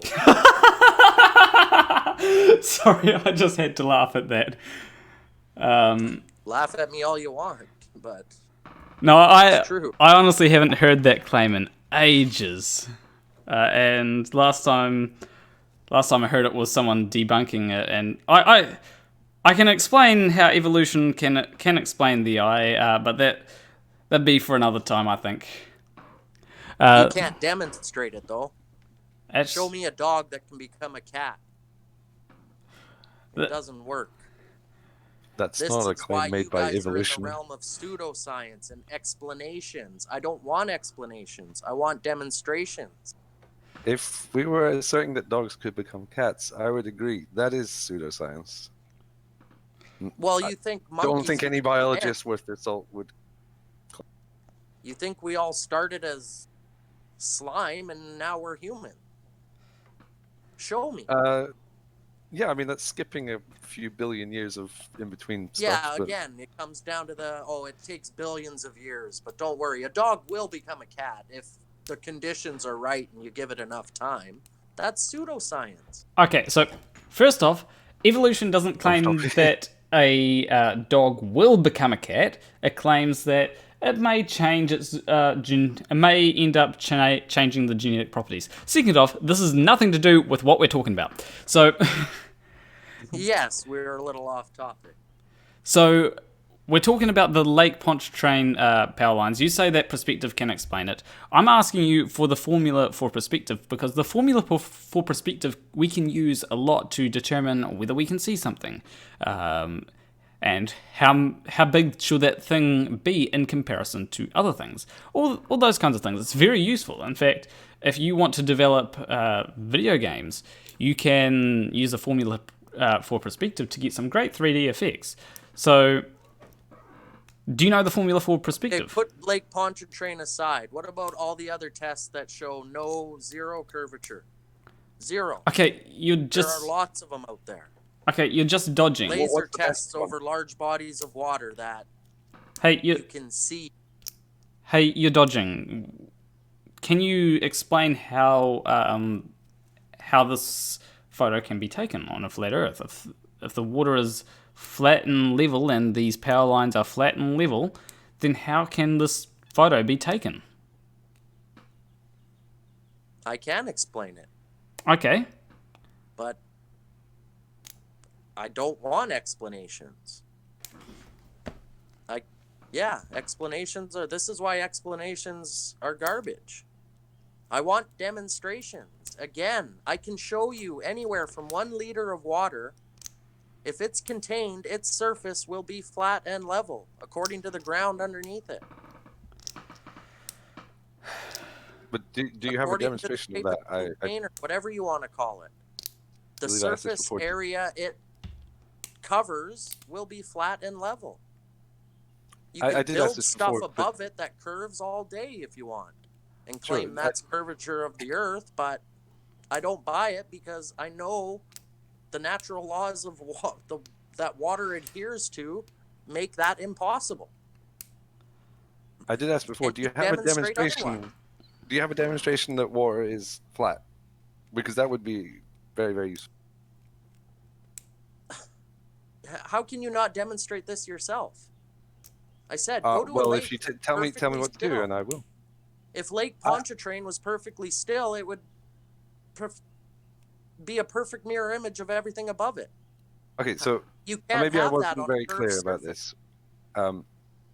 I agree that Mirrors water only looks work if pretty they're flat. flat. Like if I've been to lakes, they look pretty flat, you know. Sure, Yeah. that's fine. You've said that water is the flattest thing we have. Maybe, sure, I wouldn't necessarily disagree with that.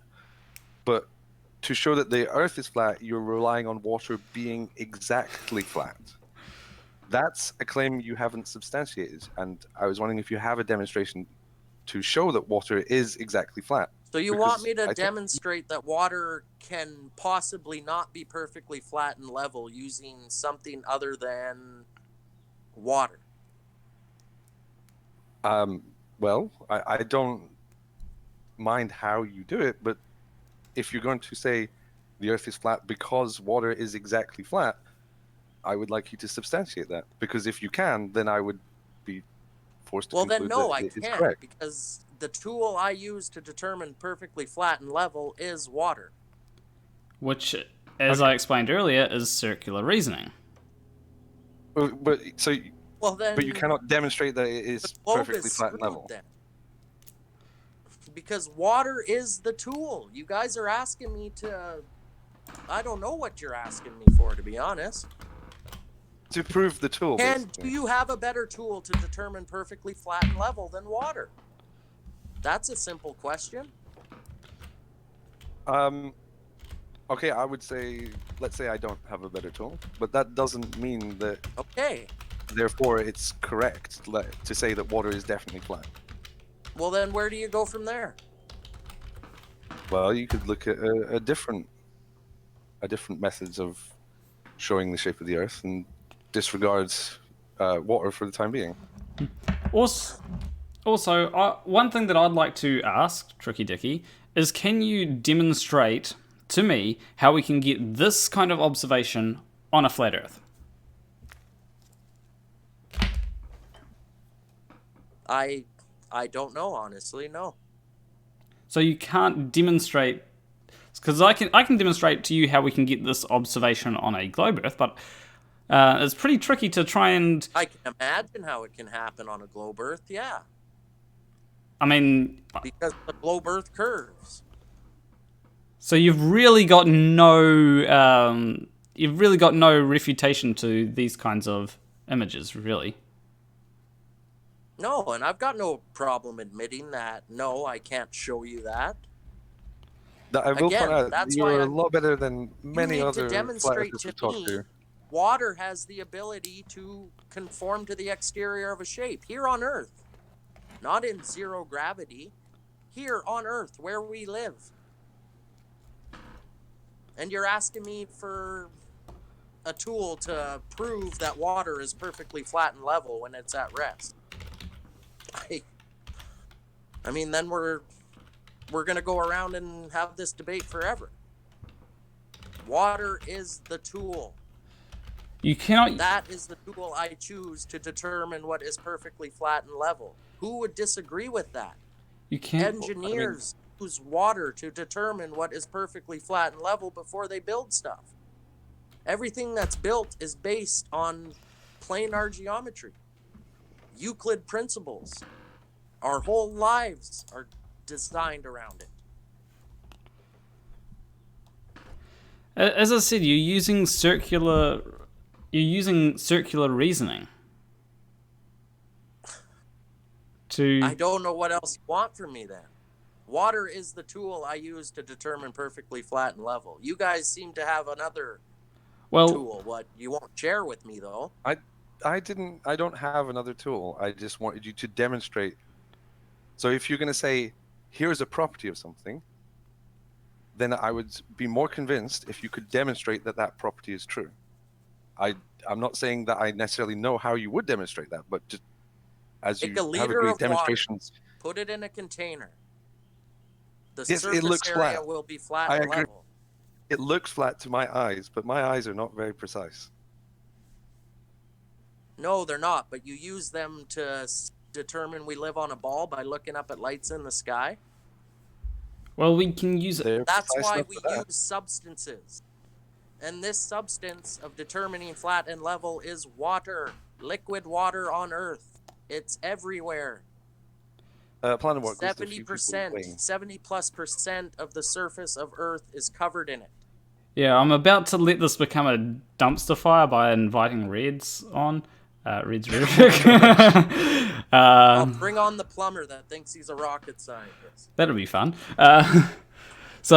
But you're still using circular reasoning. You're saying, well, we use this tool to determine what is flat and level. And I have no problem with using a tool to determine what is flat and level, but you can't use that to say...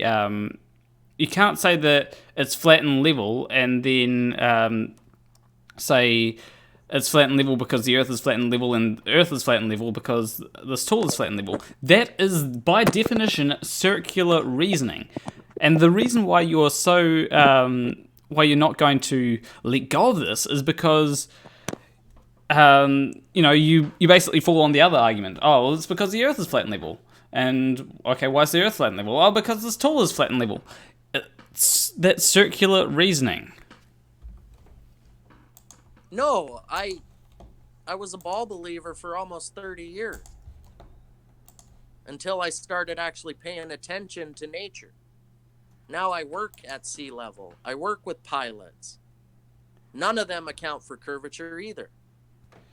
I don't care what Wolfie 6020 says. Okay, what kind of pilots? I talk to a lot of pilots. You just said none of them account for it, but Wolfie does, so you disregarded him. Come on.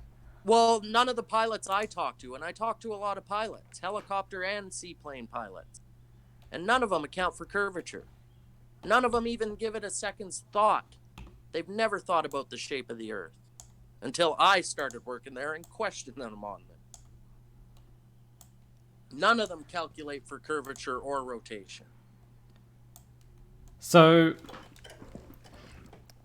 when it comes... I can understand why they wouldn't account for rotation, right? But when it comes to curvature, have you spoken to any long-distance pilots, like international pilots, or just...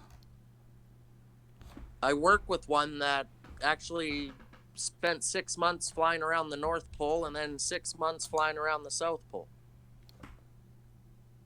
And he...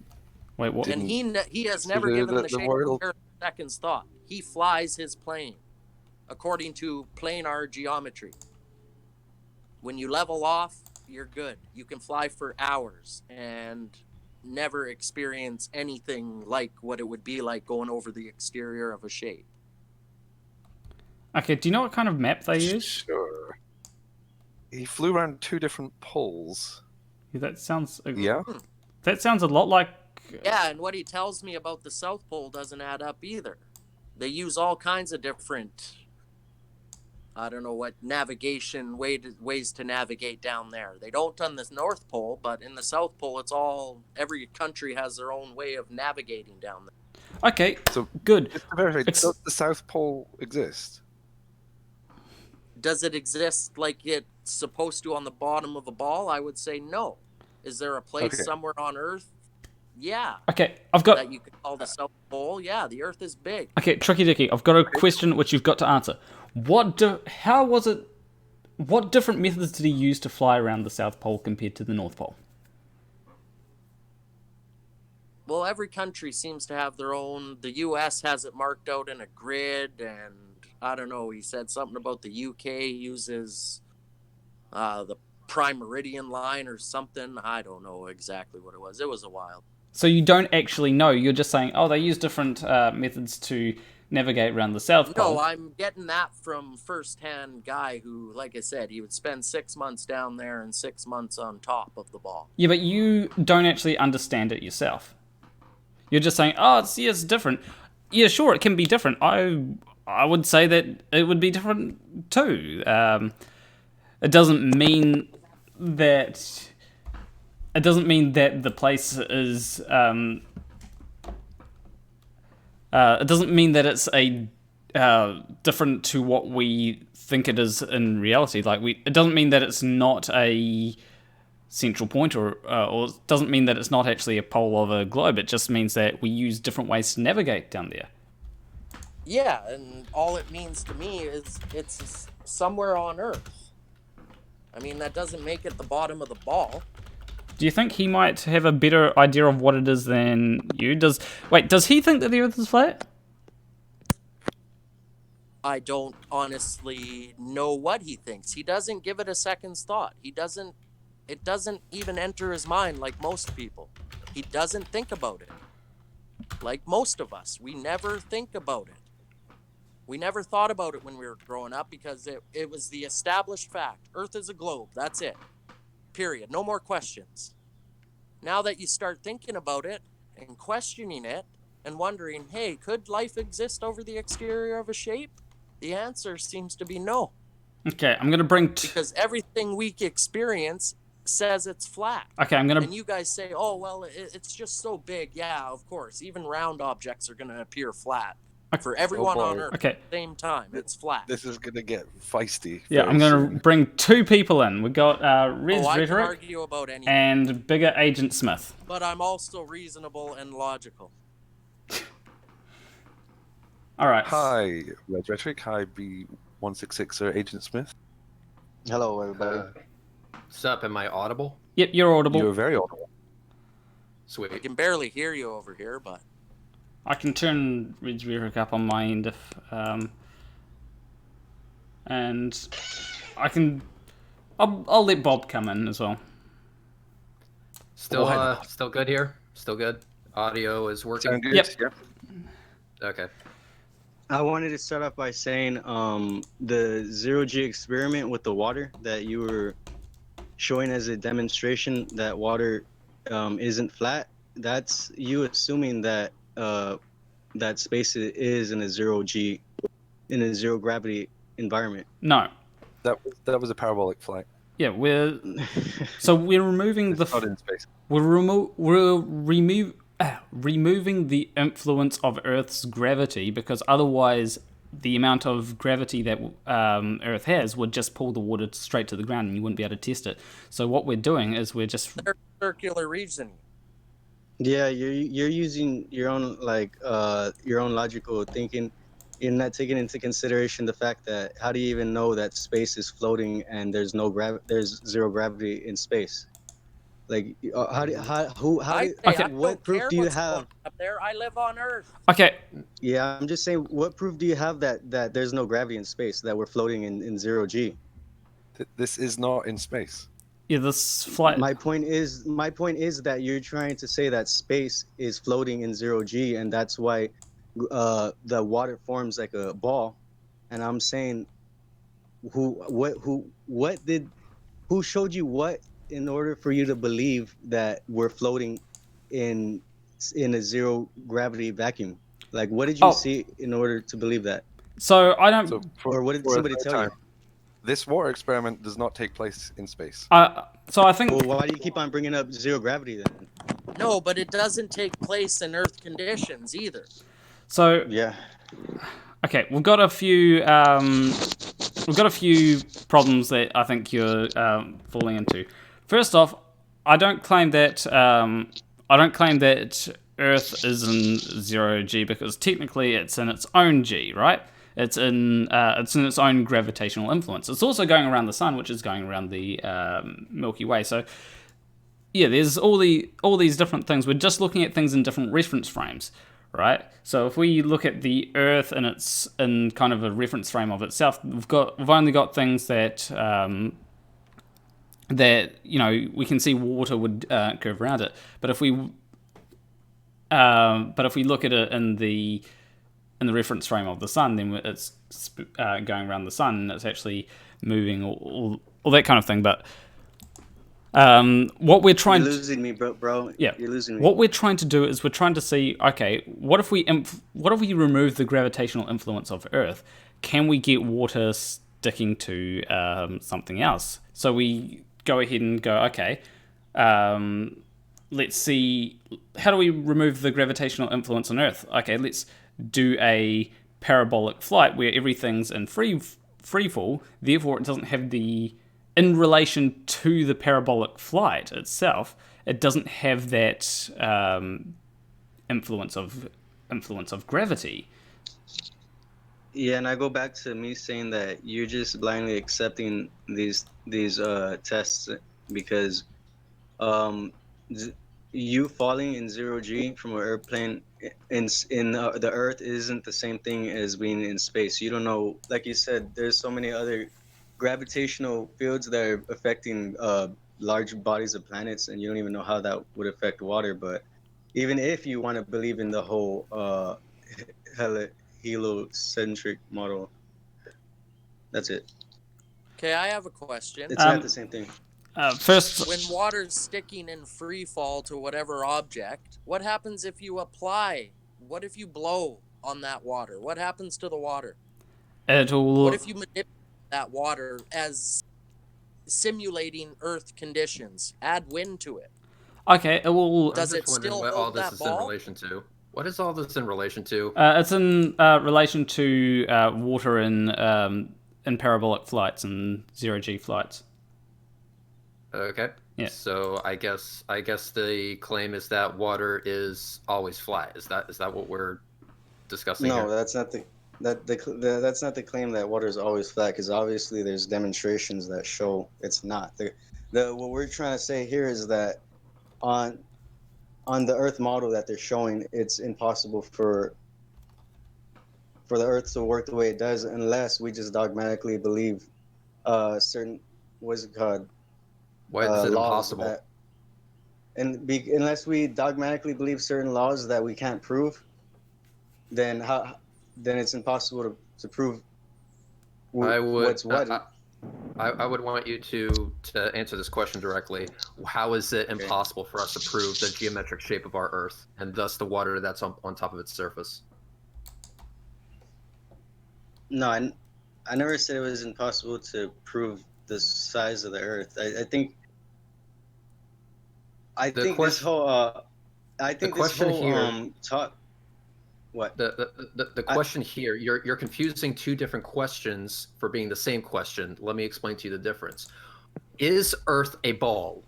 Why is Earth a ball? Those are two separate questions that have two separate answers. We can go on and on about the physics that make Earth a ball, but let's just start with the geometric fact. Let's just start with the fact of the matter. Is Earth a ball? And if we get to that answer, then we can ask the question, why is it a ball? So the first question from what shape is the Earth? Well, from what we can observe, it's flat. Using water tells you Earth is not a ball and life doesn't exist over the exterior of it. Unfortunately, I have evidence to the contrary. My Tampa Bay blink test, link pontchartrain is not just the only observations that we have. But we also have observations such as the pole star conundrum. Wait, we what test did you say? What test did you say? Could you just... My Tampa Bay blink test and the Lake Pontchartrain observation aren't the only two observations we have. We also have more than observations. Yes, I do, which is what I was getting to. The other observations that we have is the equatorial telescope mount observation. We also have the pole star conundrum observation. We also have the main fact of the Eratosthenes experiment observation, which has been repeated by Slice Barkane using a whole bunch of people all around the globe to get data points off of their observation, which was taken at solar noon. Every single observation that has been done has confirmed the geometric shape of the Earth, which is a sphere.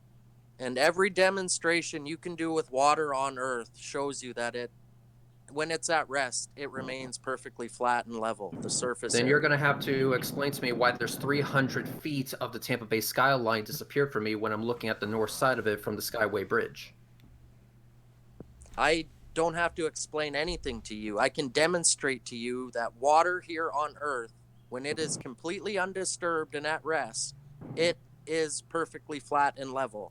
Can you demonstrate otherwise? Okay, how about... Yes, I can. In the exact 5 ways that I just mentioned, And also, you're wrong on that. The burden of proof is on the person making the claim. You said that you can demonstrate water, but the only thing that you have been willing to demonstrate is water being flat and level within very small scales. Demonstrate to me and everyone you here can that pick water the scale. is flat and level at the scale in which I'm speaking, which is 24.4 miles over Old Tampa Bay, looking from the north side of the Skyway Bridge towards Tampa Bay. Why is 300 feet of the buildings missing behind a hump of water? That is an observation. Okay. Yes, it's an observation. First, you have to prove to me that water can bend and curve. Which that observation does demonstrate. That observation demonstrates it, because here's the thing. If our line of sight is actually a line, then my line of sight should not be intersecting the water when looking at the buildings 300 feet up. Geometry is not on your side here. All right. Here's a another way of phrasing it's your it. interpretation of an observation. Tricky.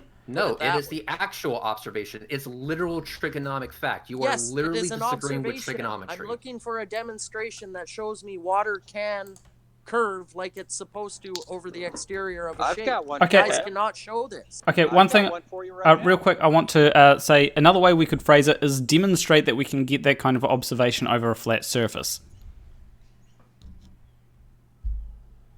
Can you show me a ship 50 miles offshore with your feet in the water? Take a picture of a ship 50 miles offshore with your feet in the water. I'm just going to... What's that going to prove? That's going to prove that the Earth is not flat. Planar geometry, yeah. Yeah. No, okay, it's so not. it's not a planar geometry doesn't work over the exterior of a ball. Surface. Yeah, but you're saying that it's not the exterior of a ball. You're saying it's flat. So show me a picture of a ship with your feet in the water. According to the water 50 on miles Earth, off. yes, Earth is observably flat. According to the water on Earth, the Earth is observably round. Yes, it most certainly is.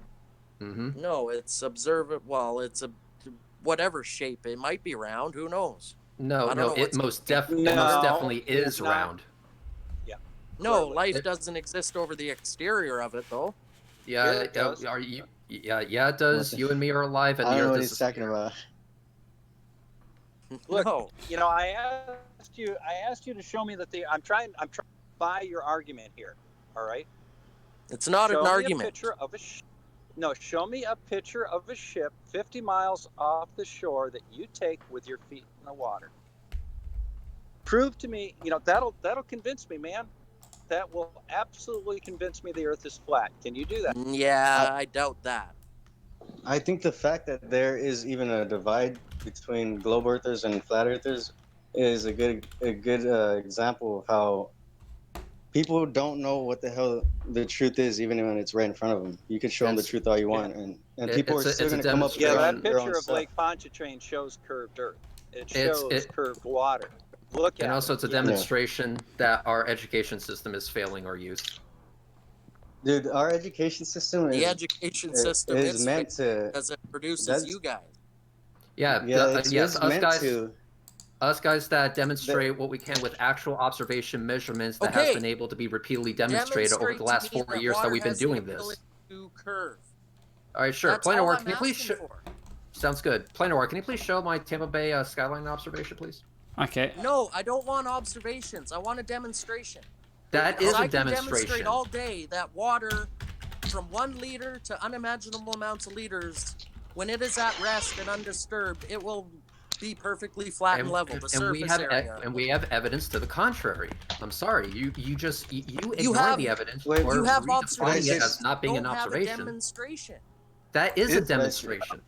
No, it's an observation. Yes, it is. I can interpret it another way. So it's observing something to be a globe, not sufficient to say it's a globe. If you observe something, because like you said, your observation is based on your own perception. No, here's the thing. A demonstration is an action or a... You don't know how reality works. Hang on. Well, yeah, coming from you, that's hilarious. A demonstration is the action or process of showing the existence or truth of something by giving proof or evidence. Giving proof or evidence would be showing the geometric consequences of a spherical Earth. The geometric consequences of a spherical Earth are that the buildings 24.4 miles away are hidden behind a giant hump of water, aka a demonstration. Okay, like to prove apologize? that Did you water repeat can that? produce a hump. Did you repeat that verbatim, or did you come up with that? You're on your own. That what is it called? I'm Lots of very, tests and I'm very. observations It sounds like you read it out of a book. Hang on. It sounds like you Yeah, read it out of a book. Let me answer the first question. No, I didn't read it out of a book because I'm very quite skilled with stuff like this. For example, alpha equals 2 times the arctane of G over 2R, where alpha is the angular size of the object, G is the actual size of the object, R is the distance to the object. Curvature formula, square root of R plus X to the second minus R to the second. I've been doing this for 4 fucking years. Yeah, and my point is that you're indoctrinated, and you're just... How can a plumber not understand water? All right, mind if I ask a quick question? Sure, go ahead. All right. To the flat earther there.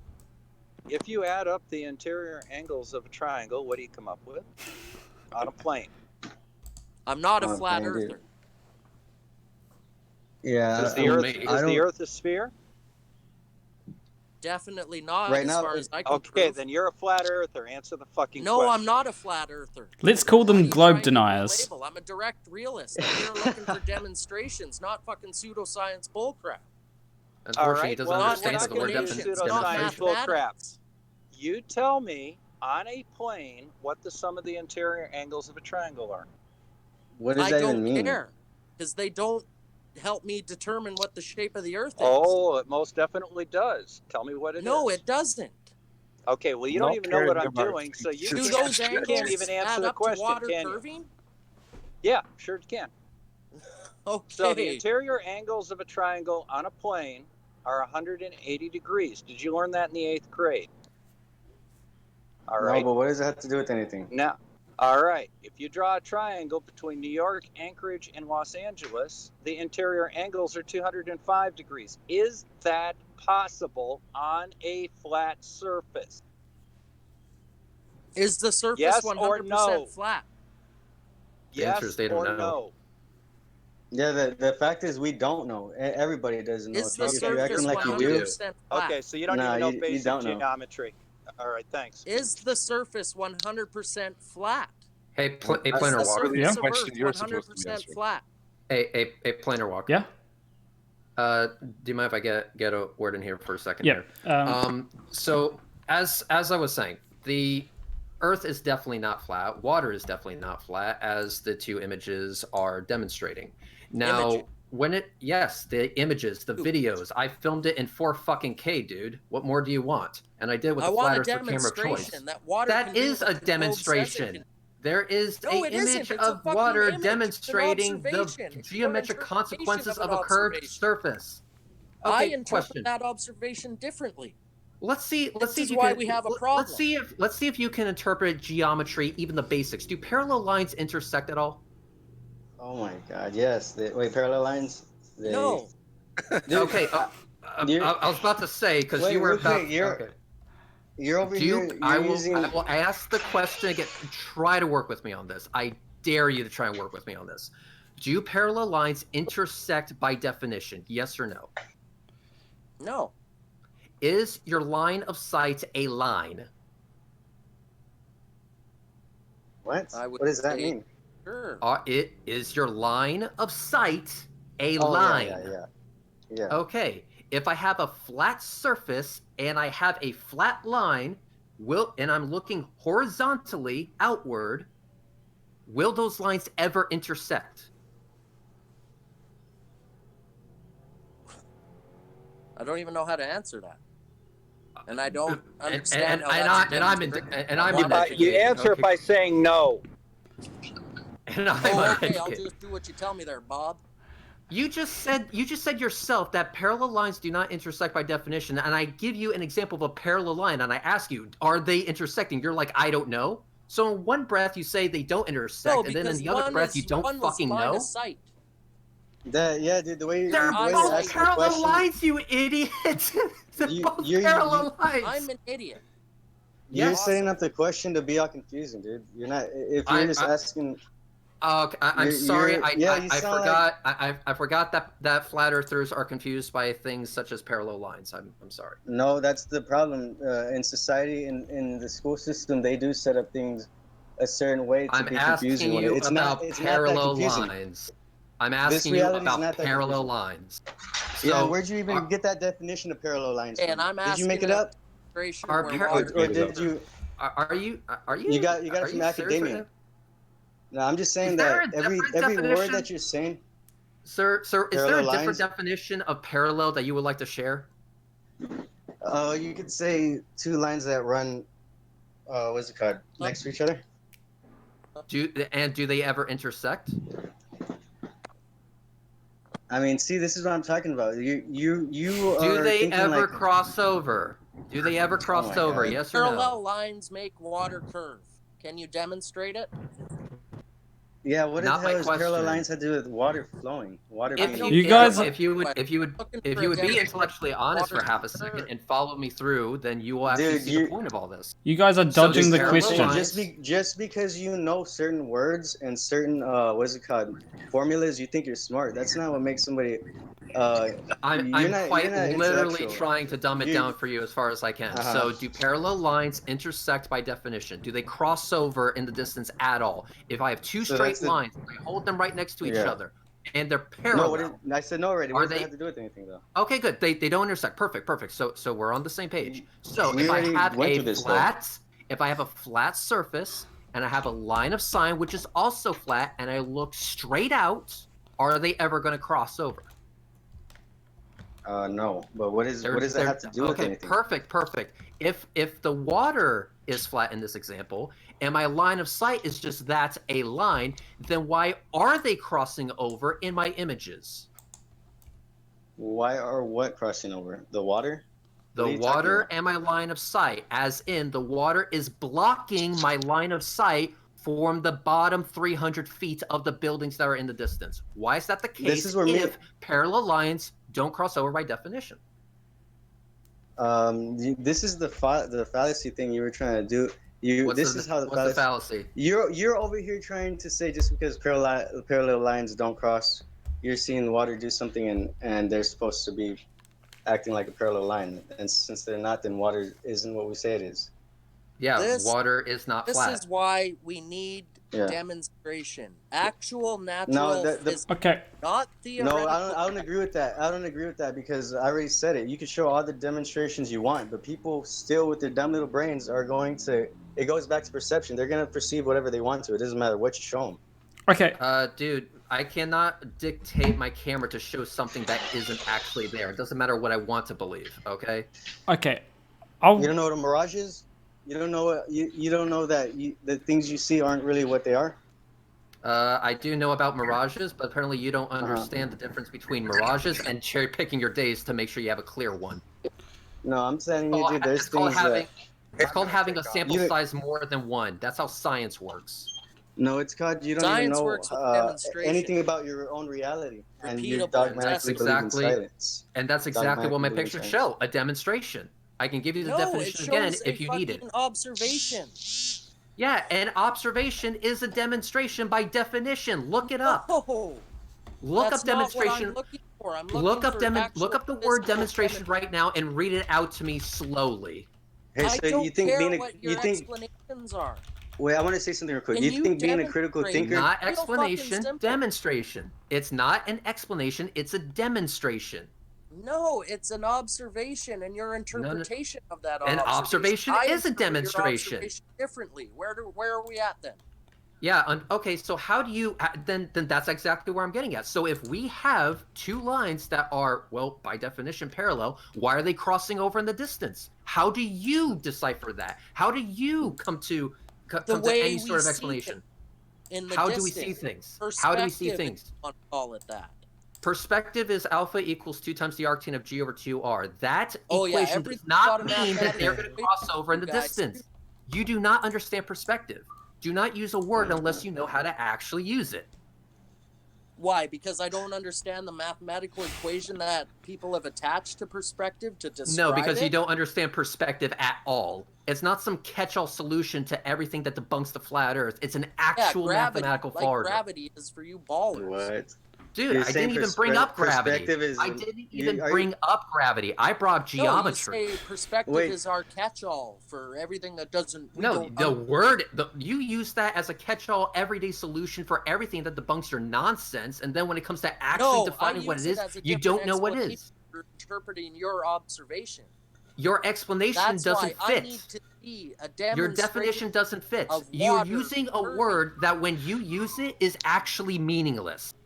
I actually have a definition of perspective. What is your definition of perspective? The way we see things. And how is that not vague as absolute hell so that you can just slip in whatever you want? I don't care what your formula, my definition of is. It's an actual mathematical formula. A simple demonstration, physically, which I just gave you. Using I went out physically and saw that. And I did show you a body of water. Curving. You can keep trying to get around this all you want, but the very moment you ask for a definition for a demonstration, I give it to you. And then when you deny that that's a demonstration, I'll give you the definition of demonstration to show that it was indeed a demonstration. You're in a no-win situation here. Start to display your definition of perspective. Tricky Dicky, can I just ask, why is it not a demonstration? Because it's an observation. That's not an explanation. And why is it not a demonstration? It's not repeatable exactly, identically the same every time you do it, because the conditions on Earth change daily, hourly, every minute some places. Yeah, but that's what I was saying about the mirages. That's exactly what I said about the mirages, and he said you gotta pick your day on the right day, pick the right day. So so you're right. It might take Depending a while, on the day determines a lot of the end result. Nobody really says that. I'll tell you this. No matter the day that you do the observation from the north side Skyway Bridge, you will never see the bottom of those buildings. Ever. Ever. You can go on the most heated, most messed up day with all the miraging in the world. You will never see the bottom of those buildings. Yeah, all right, that's cool. That's good. What about the Bermuda Triangle? Watch someone walk away, their feet disappear. What about the Bermuda Triangle? And then eventually their whole body... What about the Bermuda Triangle? I'm confused on what the Bermuda Triangle has anything to do about it. Yeah, nobody knows anything about the Bermuda Triangle, and that has a lot of fucking weird shit going on, but I never hear... I'm just saying, I never hear people like... Scientists like to cover up or not talk about... Does that mean you're accepting Red's observation or demonstration? What was Red's demonstration? The big fucking water curve. Yeah, the water... Yeah, that's what I'm saying, that... Yeah, obviously there could be a curve in the water, but there's a lot of weird shit going on that we don't know what the fuck it is. What's going on? So are you accepting that there's a curve in the water now? I'm saying, dude, there could easily be. There's a lot of shit that we don't understand or know what's going on. I already said I don't know what's going on. At this point, I don't care if you understand it. I just want to make sure that I'm hearing you correctly. There is a hump of water in my video, correct? Yeah, I don't think it's impossible for that to happen. There's so much crazy shit that goes on. Say, sure. It's not that crazy. Can you demonstrate water has the ability to produce that hump naturally? You know about the black and blue dress? By showing you it happening all over the planet. That's how. Hey, you know about the black and blue dress, right? People see a white and gold dress. Other people see a black and blue dress. Yeah, but even a colorblind person would understand that the bottom of those buildings are disappeared. My point is people's perception, dude. You could see one thing and two people could see completely two different things. You will never... I don't care what your perception is. You're never seeing the bottom of those buildings. Okay, and that's fine. And all I'm saying is, dude, just because you perceive the point. Like... What's the point?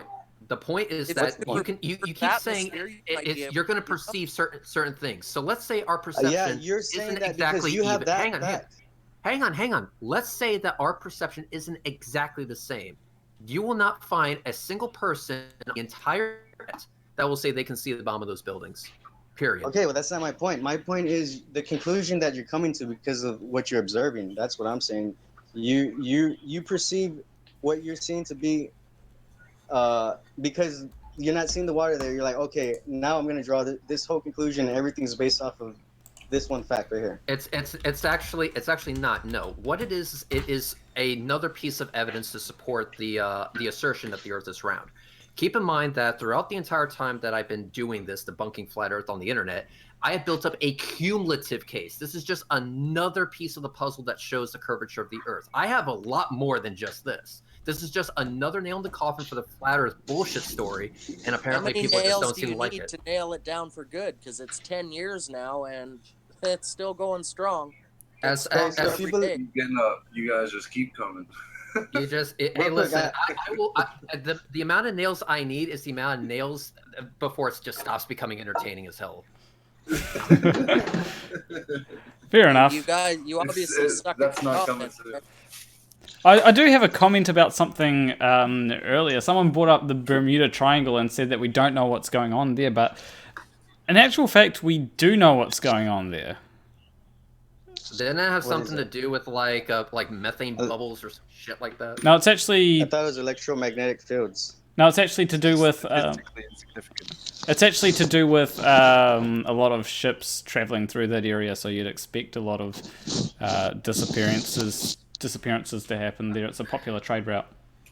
The Bermuda Triangle can be a magical fucking portal to a different dimension on a curved Earth. So I don't see what that has to do with flat Earth. Yeah, it is just saying we don't know about what's going on there. Yeah, my point is that there's a lot of shit that the scientific community tries to explain, but in reality, there's a lot of stuff. The whole beginning of the creation story is it's just that, it's a creation story, the Big Bang. Here's the thing. You're going too big of a question. Okay, let's start with a very simple question. What shape is the Earth? Start there. Don't worry about how it was made. Don't worry about why it's a sphere or why it's whatever shape it is. Just ask this basic question, and that is your starting That's not part of critical thinking. That's not part of critical thinking. It's called a step-by-step process, dude. There's such a thing as biting off too much at one time. Okay. Is that for the layman or for the genius? Is that the process for the layman, or is it for the critical thinker? I don't understand your question. Let's start with water on Earth. That's a ridiculous question. I said, is that process that you're talking about, is it for the layman or the critical thinker? It's for both. Using a step-by-step process is actually a very good process to follow, regardless if you're a professional scientist or a layman.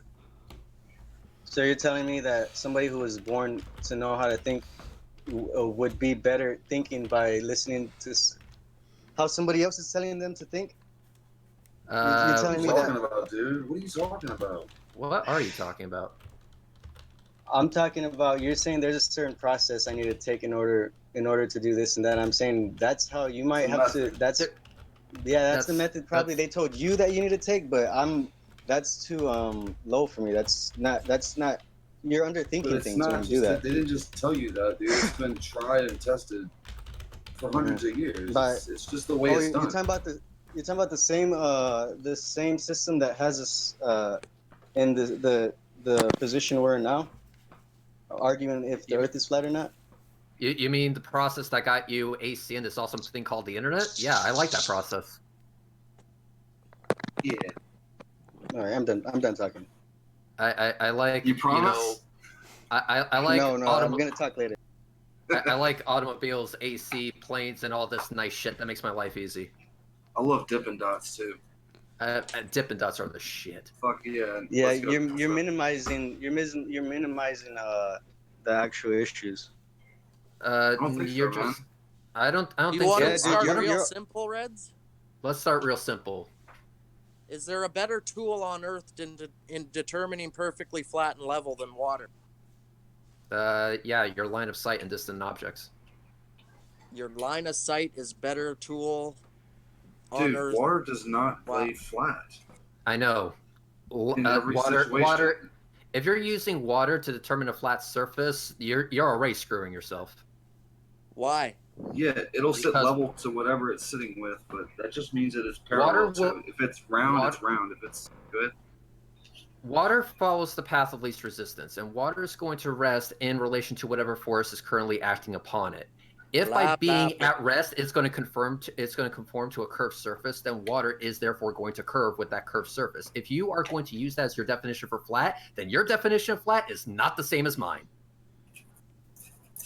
It probably isn't. Yeah, because in my definition, flat means there is no hump, there is no curve. But in your definition of flat, there is, which is weird. No. I would use water to determine if something is perfectly flat and level. I would contain a body of water and, yeah. And what? Like a spirit level. So if you have a cone, if you dig a hole in the ground that's a cone, and just because the top circumference that's left is flat, that means that the bottom of that cone is flat? I didn't or say is it that. Fucking cone? What are you talking about? The surface is perfectly flat and level. Can you demonstrate otherwise? Yes, we can. So to recap, because some people weren't here at the start, earlier I did ask you to demonstrate that water is flat, and you did kind of say that you couldn't demonstrate that. No, I said water is perfectly flat and level. Yes, that's the tool. Yes, can you demonstrate? To determine what is perfectly flat and level? Do you have a better tool? When has that been demonstrated to you? That whether I have a better tool water or in the not cup. is irrelevant. That is a incredulity fallacy. Big time. You Pour said some water water in is a cup. perfectly flat. Can you demonstrate that? Pour some water in a cup and you'll see it's flat. That's just it looks kind of flat in the cup, sure, but can you demonstrate that? There you go. See, there you go. Flat? The demonstration is the water. That's the thing. See, no, flat water's not always flat. You're over here. Water's not always flat. You're over here trying to twist the truth. Because you just said, dude, you know that you just and theoretical physics is garbage, guys. I need natural. natural. This isn't theoretical. This is the problem physics. here. Y'all are doing word. Y'all weren't playing with words over here. No, you're doing wordplay. The whole system has you thinking you've got it all figured out. You're smart. The difference between the cup of water and all of old Tampa Bay and Tampa is the scale at which we're talking here. On the small scale, yeah, it would actually be quite ridiculous to say that it's curved because any curve is way too slight to be noticeable. But on the very large scale, like, 24 miles, yes, it becomes extremely noticeable. If you were to measure the water on the top of that cup, I promise you, around the edge of the cup would be slightly higher than the center. Oh, yeah, that's a good point. There's an explanation for that, too. Of course, there's an explanation body for it. Of water, the surface area of that is perfectly flat and level. You even admit this. It's not, though. It's bulbous. No, it isn't. Semantics. He's now it's all semantics. That's all the globe has is word games and semantics and theoretical physics and observation. It's exactly. We have math, we have observation, and we have the proper definition of words. No, you're not thinking critically. You're not thinking critically over here. What you're is just regurgitating formulas and definitions. Give me an example. Give me an example of you thinking critically, please. And don't wiggle out. Please. What do you? Please tell me what you mean by that, because it doesn't get any more critical thinking than observing your natural. You can't just say something looks like it, so it is. Okay, here's a good example Here's a good example of putting critical thinking into action. What is your own definition of observation? Oh, what? See how it got so quiet real quick? Something that you've observed. You can't use the same word in the definition.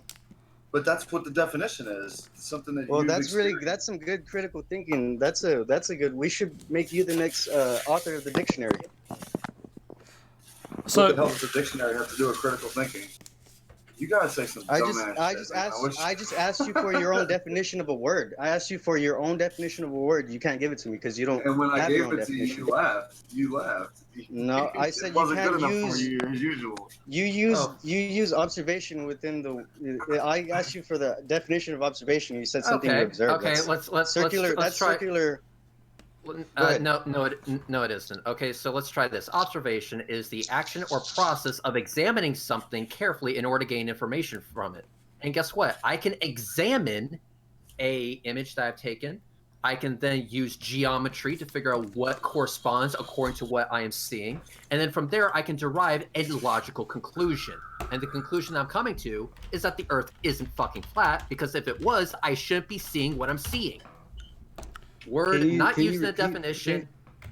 Can you repeat your definition? Can you repeat your definition again? Because I was trying to process it, and you just you went way too fast for me to Bro, that's part of critical thinking. You actually listen to the person. You don't just.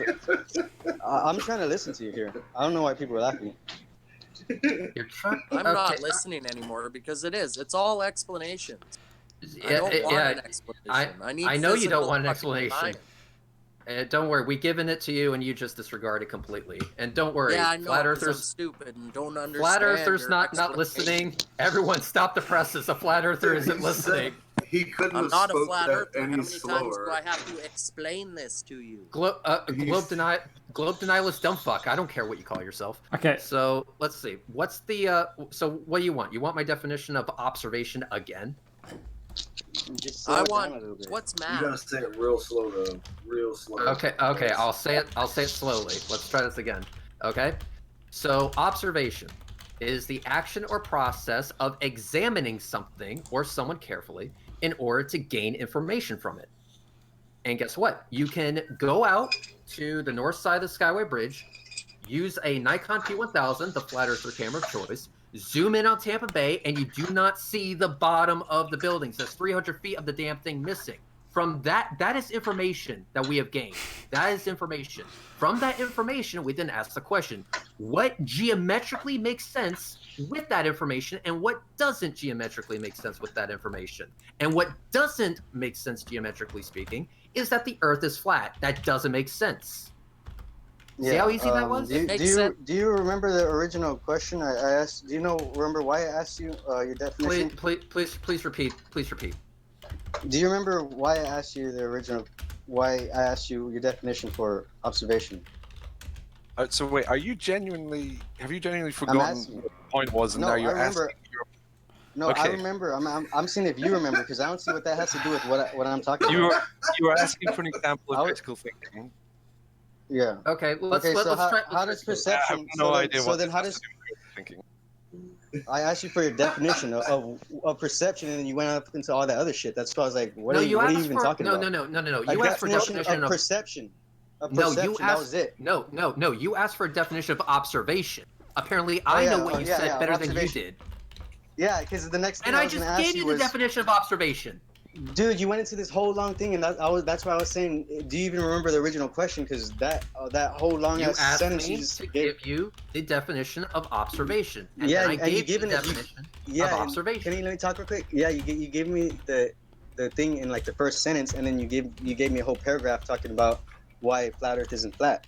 I had another question to ask you because, I asked you your definition of observation. I was going to say, now how does perception play a role in all this? Because you could observe whatever you want, but it goes back to people's perception. If their perception is messed up, it doesn't matter how much truth they're observing, they're not gonna be able to understand the right thing. Am I understanding you correctly that there isn't anything that I can show you right now that would break you out of this dogmatic thinking? What, dude? Now you're using my words against me. I'm over here saying you're over here dogmatically. Much, because it sounds to me like you are describing hard solipsism here. Hard solipsism. I'm not familiar with the lingo. Please educate me. Oh, for fuck's sake! See, there you go. See, now I'm retarded because I don't go to the schools you go to, and if I was this is part of colonialism. If I was dude, Google is your friend. This is colonialism. Google is your friend. Google is your best friend, bro. Google is your best friend, dude. Okay, Google gas pressure and define it without using container. All right, Eric. Make it real easy. If there is no observation or demonstration that you would accept that would show a globe, so there is nothing. You're ignoring what I asked you originally. How does perception play a role in our observation? I will get there. I should have done it in 20 words or less. I understand. So if there's nothing you will accept, because you're just going to say perceptions can change it, that means there is no point discussing this with you, because you're not really being critical. You're sticking to your position. So now you want me to accept? Everything, Now you want me to accept your truth? Now you want me to accept your truth before you talk to me? No, I want you to be willing to accept whatever. So gas pressure. So So now you have the truth.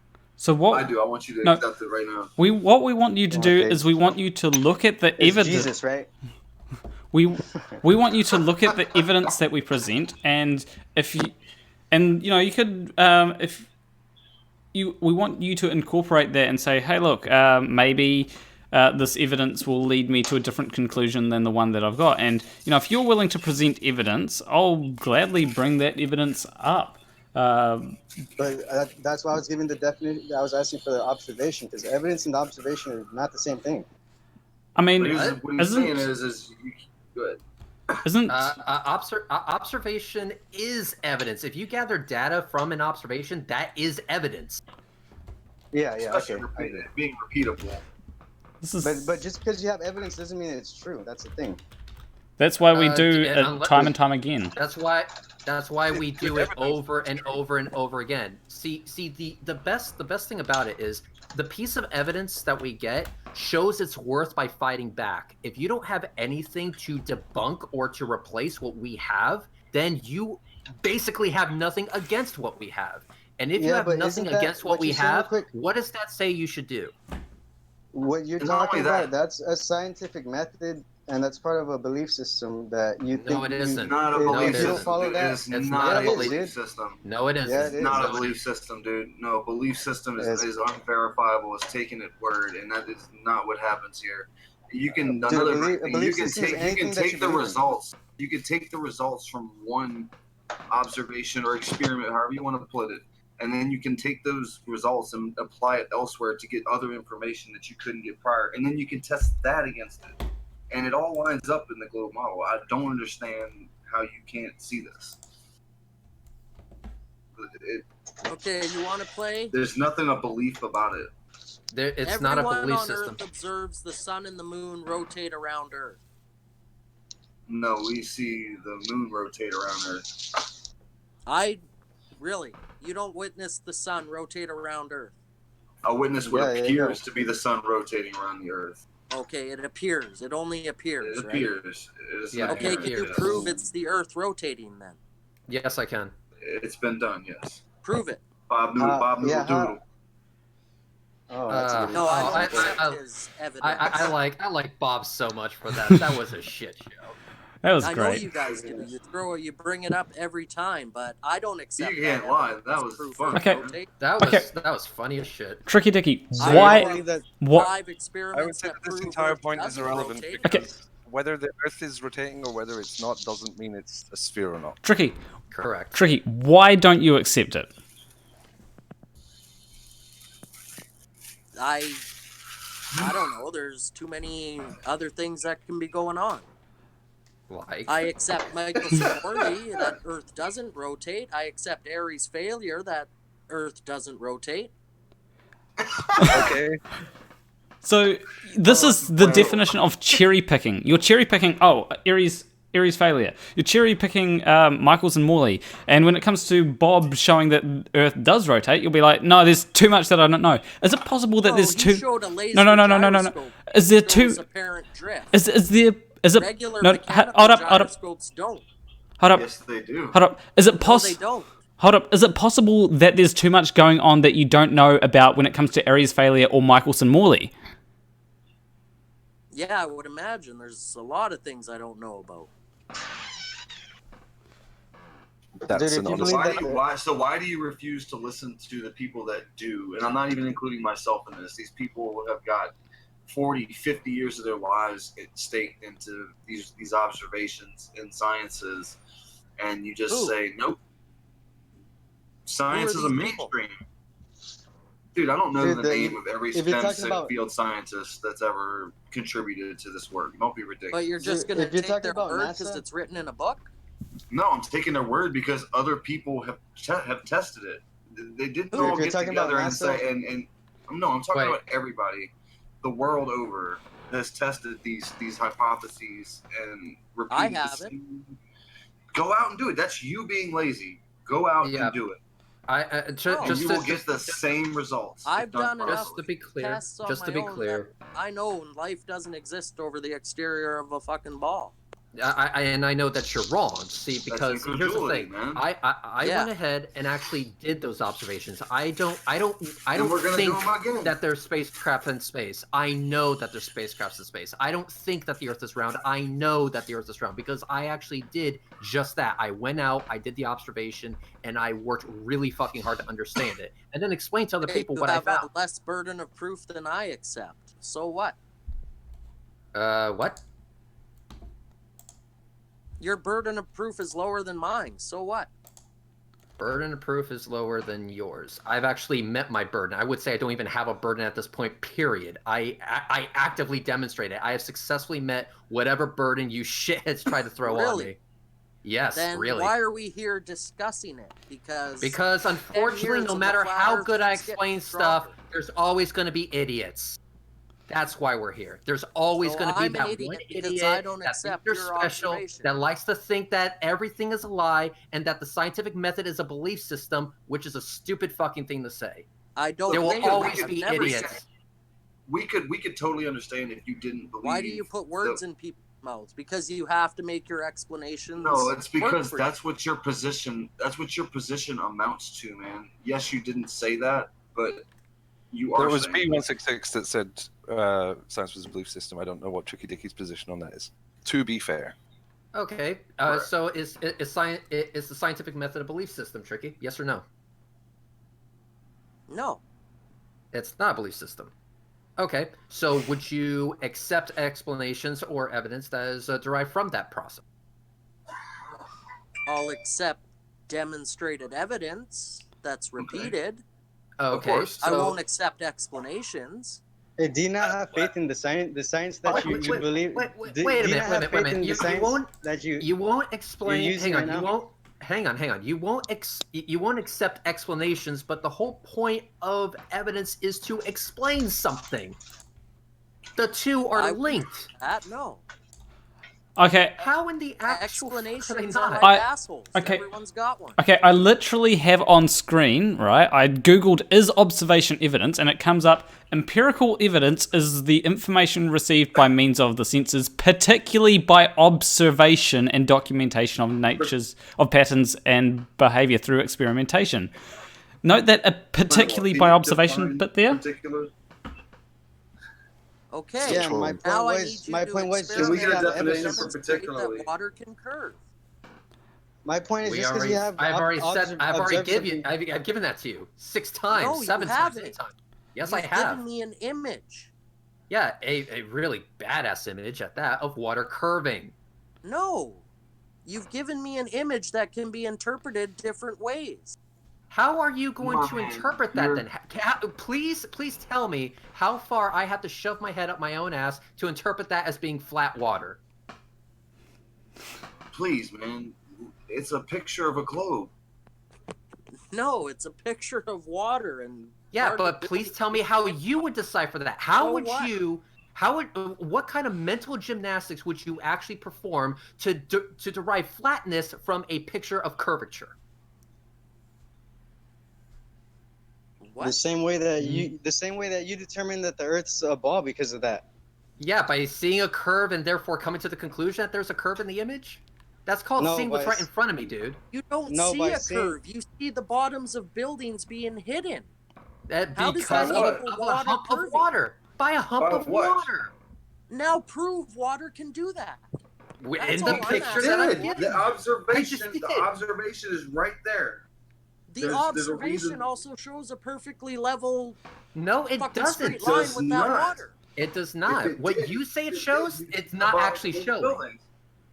See, what you are saying it shows. My interpretations of observations are garbage. Which is why I'm asking you, how this is why I asked you, how would you interpret a image clearly showing curvature as being flat? Please tell me how. I don't interpret it showing curvature. I interpret it showing the bottoms of the buildings missing. So what? Yeah, missing how? How do you explain that away? Because of the way our eyes perceive things in the distance. And how? You can't just use the word perspective with nothing backing it up.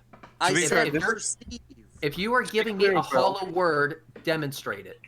To be clear, so this is not an eye perceiving. This is a photograph. This is taken by a camera. We know how cameras work. Yeah, you see curvature. I see a flat line still. How can you see a flat line if you don't see the bottom of the buildings or the shore?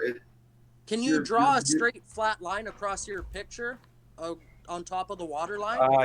Wait, let me draw a freaking diagram. Dude, that from horizontally speaking, that is such a small.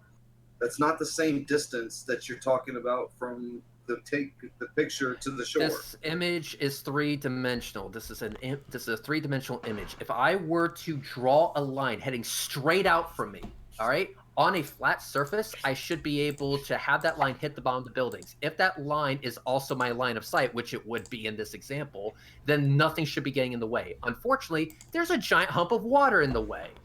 I know that water curving in the way. The waves in the water. What he was trying to say is, if you can, so there's a atmosphere. Hang on. Distortion in the water. Hang on.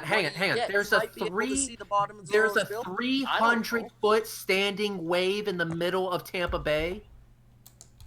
Did I hear you correctly, sir? That there's a 300-foot standing wave between me and Tampa? No, Earth's atmosphere is in the way. The waves of the water are in the atmosphere. How do you not understand these simple things? I told you, I went You're out so there. Smart, you guys are stupid. I went out there on multiple days. I went out there on multiple days in multiple different conditions, and I never saw the bottom of those buildings, ever. Yeah, okay, it wasn't always 300 feet of those buildings missing every single day. It was 300 feet of those buildings and never less.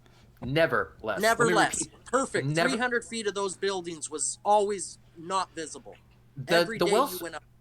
The Wells Fargo building is almost exactly 300 feet. And the Wells Fargo building always remains mostly, except for the very top of the antennas, obscured. So yes, always. 100%. I will bet you my left nut and the right one as well that if you go there right now, you will not be able to see that building. Yeah. If you want to call me, if you want to call me out on my bullshit, if you want to call me out on my bullshit, you know exactly where you got to go to do it. I also see a flat level line above that water line. So from left to right, sure, but look, that you're comparing about a mile across there, maybe if that, compared to how far away is that picture taken, Brett? 24.4 miles. You see the difference? Now, if you had 24.4 miles going from left to right in that photograph as well, which would be a pretty big picture. I've got a question. I've got a basketball here on screen, and someone's taken a photo of the top of the basketball. Is that basketball curved? I've never seen that before. Well, it's a perfect explanation, so don't shit on this experiment because it proves the point perfectly. Yeah, it's a perfect explanation. That the ball is so big that it's always going to test perfectly flat. Don't worry about it. We've got math. The Earth is large. Childish about it. It's huge. I know the Earth is large. Okay, so you agree the Earth is pretty large. Do you realize how large? It's very large. Yes. Okay, great, cool. So, as the basketball thing shows, if you're viewing a very, very small part of a sphere, it can look flat. Mm-hmm. Yeah. It will look flat. Yeah. So you're telling me Earth is very, very that's large. the explanation. This is a perfect explanation why your observations tell you that you think it's flat. Explanations as evident. Why not? That's You're totally telling me water has the ability to wrap itself around the exterior of a shape. I say that's you're not. I'm sorry, I can't hear you over the sound of the topic changing. It's plain and simple. Water has the ability to behave like it must. Hang on. Of a ball. All right. Let's look at that question. Prove to me this. Now, in order for me to prove that to you, would I have to explain some things to you? Yes or no? He wants you to get a planet and show him, pour some water on it. Hang on. Let's tricky answer this question. So, in order for me to actually demonstrate stuff to you, would I have to explain stuff to you? No, correct? you would have to show me. And how would I show you without explaining shit? That's a visual explanation, dude. You're Show literally me. Yeah, A because you do realize that explanations can be visual, right? Game where he's parking on the definition of words and shit. Is the then let's just cut to the chase. Is the only way for me to demonstrate that the Earth is round is to strap your sorry ass to a falcon and hit the go button? Yep, and then he'd say it was fake. These are LED screens, not windows. Water curving.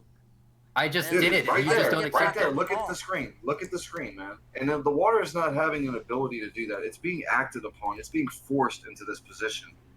That's you're not correct. I know. I'm not. Is that a straw man? Your theoretically physical explanation. It's not. It's a natural science, dude. It's no, it isn't. You won't accept evidence. It's a natural science. You won't accept math. You won't accept observations. You won't accept anything, really. So what the fuck do you want to do? I'll accept a demonstration there. The picture is a demonstration. I would be able to take a picture. I wouldn't be able.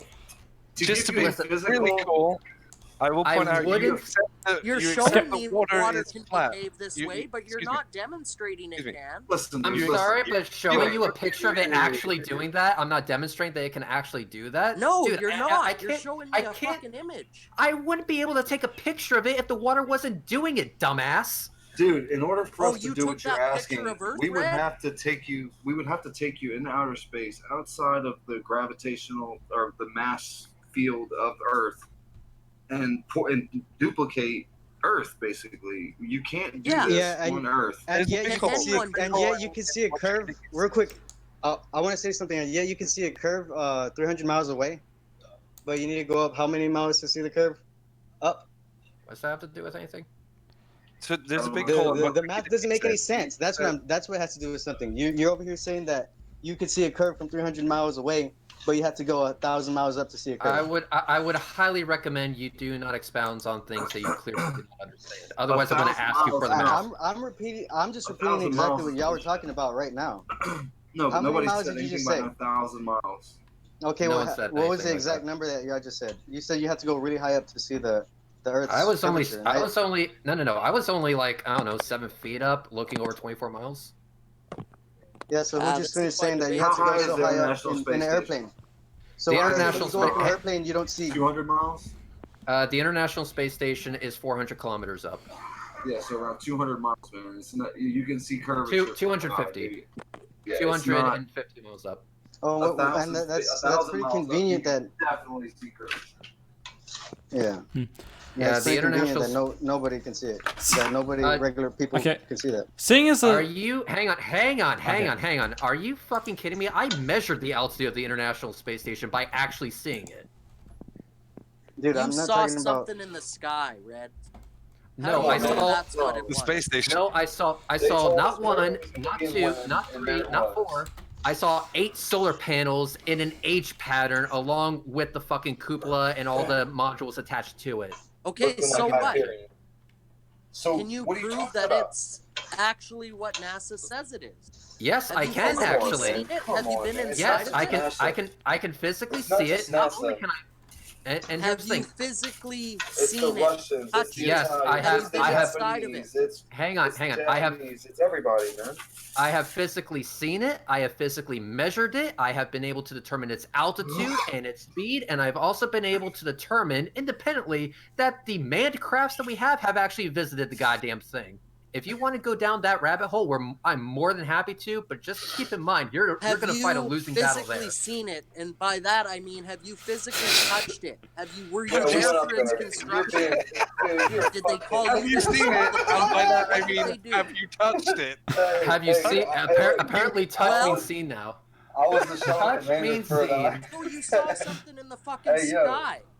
I was the shuttle commander I see lots of things in the fucking sky.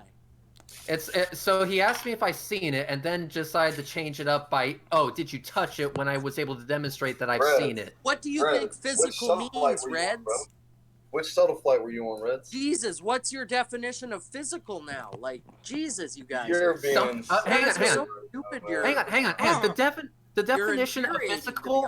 Hang on. The definition of physical is that which is tangible, and tangible shit can be seen, douchebag. Yeah. Have you touched it? Did you install the plumbing on it? Did I install the plumbing? No, I'm not that. I'm not that gifted. There's something in the sky above your head. That's it. Yeah, there's something in the sky above my head that's 400 kilometers up, traveling at around 7.5 kilometers per second, and that can easily be demonstrated by anyone who's willing to go out and look. Constantly live. What does that prove? Constantly receiving and sending back people. Mm-hmm. Come on, man. Your incredulity. What does that prove, though? You see something in the sky above your head. So what? That proves a lot of things. That proves that the ISS is in vacuum. That proves that orbits actually exist, and that proves that space is actually real. No, it doesn't prove that. Yes, it does. Yes, it does. Floating above our heads. Okay. I can explain in exquisite detail how you're wrong on pretty much everything you just said. Okay, Tricky Dicky. No, yeah, I'm sure you could. You can explain everything away. So Tricky. But I don't give a shit about your explanation. Tricky Dicky. Oh, believe me, I've already come to that. He's a rocket scientist. Hey, Tricky Dicky, you've never touched me, so how do you know that I exist? I don't even know if you do. To be honest, oh god, hard you want me to go down that rabbit hole? Yeah, I think you're like things on YouTube that keep calling me stupid for asking questions. That was funny. Have you ever touched 24.7 miles of flat water?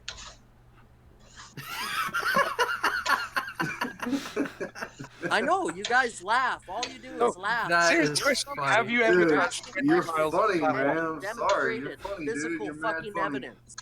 You're which mad you have funny, none. I'm sorry. Painfully obvious. I feel like you are not critical of your own position, but you're highly critical of every position that is against you. For example, you will not accept a demonstration that water is curved, but you will accept the water is flat without demonstration. I demonstrated it for myself that it is fucking level. You have not presented a demonstration that it has the ability to curve. We went through this twice now. You have not demonstrated that you interpret as curvature. Hold on. I don't interpret it as curvature. Hold on, I'm gonna mute. Hold on, I'm gonna mute Tricky Dicky there for a second. What does it read? Whoa. We're hearing it. Robert, mute. I don't even have my shit plugged in. I'll just mute him for a bit. What was it that you wanted to say? Because the globe denier just walked into one of the biggest self-train wrecks I've ever seen, can I snip that part of the video and put it on my channel with your permission? Sure, go ahead. Thank you. That's all I wanted to know. Yeah. All right, so that was a dumpster fire. Yeah. So seeing as this topic has been changing quite a lot, I'm going to read out a few super chats which have a few questions for the globe deniers. So unmuted, and let's go to super chats. Okay, so the Snark for €5 asks, you first have to agree on the formula for gravity, they say you first have to agree on the formula for gravity, then you can find out the question, demonstrate that is nonsensical. And so I can agree on part of that. I think that we can use a whole lot of different ways that don't use gravity to demonstrate things. So Pete Brim, I think that's a good point. But sorry, go ahead. I'm sorry. Pete Brimble for £4.99 says, tell me why when I flew to NZ from UK, why did the plane refuel in LA, USA? On a flat Earth map makes no sense. Anybody got any explanations? It's all part of the conspiracy, man. No one. Okay. On the next question. Beer Can Girth for $5 says, can the globe deniers demonstrate 20 plus miles of flat water anywhere on Earth?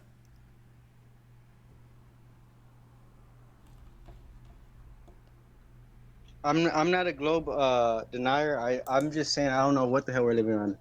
What shape the Earth is. It could be a giant turtle for all I know. Could it be a globe? Yeah, it could be. Okay. Unmute. Yeah, hopefully that. Tricky Dicky has exited. Yeah. Ranger Man 9404 donated $6.66, saying water is flat in a cup versus over a large ocean is like trying to electrocute someone with a flashlight battery versus a high voltage line. I mean, to be fair though, I can use. Has anyone taken one of those batteries and put them on the tongue? Yeah. Get a little shock. Yep. Little tickle. Yeah. I would want to say the first super chat. I was gonna talk about gravity a little bit because it is just a theory, and it's a good example of how somebody's theory can be used as facts. As a fact. Hold up. Wrong kind of theory, bro. Okay, go ahead. Do you know what the definition of theory is, right? It's like idea. An idea. So a theory is a way to explain facts. So if I search theory definition, there's... So here we go. A supposition or a system of ideas intended to explain something, especially one based on general principles independent of the thing to be explained. Yeah, I said in one word, an idea. Well, it's a little more complicated than an idea. I mean, it was literally in the definition. If you were to put it into one word, it would be an idea. What's planar? Yeah. I think what you're looking for is scientific theory. Yeah. A scientific theory is a well-substantiated explanation of some aspect of the natural world based on a body of facts that have been repeatedly confirmed through observation and experimentation. Observation. Yeah, and that's the problem with our observation is there's things that change, and we go through cycles, and there's. When is any of those cycles pointed to a flat Earth or anything other than a sphere? There's 1,000-year-old cycles, and I don't know if you know or want to believe it or not, but things change, and that includes the laws of physics. So what? Wait, what? You won't never observe it. No, they don't. No. Laws of physics do not change. They never. Yeah, you never observe it, dude. Our understanding has changed, but they have always been the same. Yeah, dude. If the laws of physics were to change, you do not know how badly you will have fucked shit up right there. Dude, if the laws of physics had changed, you would never know it unless you observed it for yourself. You would never notice anything changing. We wouldn't know it. We wouldn't know it because if the laws of physics changed, we would be dead. That's how. No, see, you were just coming up with your own conclusions. You don't even know what the situation. You don't even know what you're talking about. Everything changes all the time. I think I do. And I will assert that you don't. Some deep You're physics saying that if things change, we would be all dead. Conservation of energy. So mathematically, there's no point in really explaining this. What did but you it's say about the interesting. conservation of energy? What did you say about the conservation of energy? Mostly for the viewers, but due to the conservation of energy, that is a direct byproduct of the fact that the laws of physics don't change. And energy because of the conservation of energy. Because energy. Yep. What's it called? Okay. What are you looking for? The name of the theorem. Oh shit. Fuck it. Just what's the next super chat? Okay. The next super chat is: I never touched my neighbor's car, so is my neighbor's car fake? Yes. Yeah. There's a lot of things I haven't. There's a lot of things I haven't touched, so therefore they're fake. You have to be able to apply this stuff to the macro and the micro. That's the point of asking a stupid question like that. Well, one thing that I really want to know on the topic of if you touch things, are they fake? So if someone gets implants and you touch them, are they fake? I mean, yes, they're fake. Now we're dealing into the definition. Semantics. Of words. That's semantics right there. That's not. They're not fake, but they're not real tits. That's for sure. Hasn't that always been an argument about the tree falling in the middle of nowhere? No, Like, that's an doesn't make argument in sound? the comment section of Pornhub, my friend. The tree can Yeah. spread. The question that that guy was asking has always been around. So casual. No, Oh, who had a really nice voice there? Oh, that's Robert me, has some my background darling. noise. Oh, that was AB Science that had a really nice voice there. By the way, it was Noether's theorem that you were looking for. Yeah. Thank you. Precisely. It's really crazy. The consequence of the symmetry of space, and because there is a symmetry with respect to time, therefore we have conservation of energy. Yes, which is a byproduct of the fact that the laws of physics don't change, which you can also test by just waiting and checking.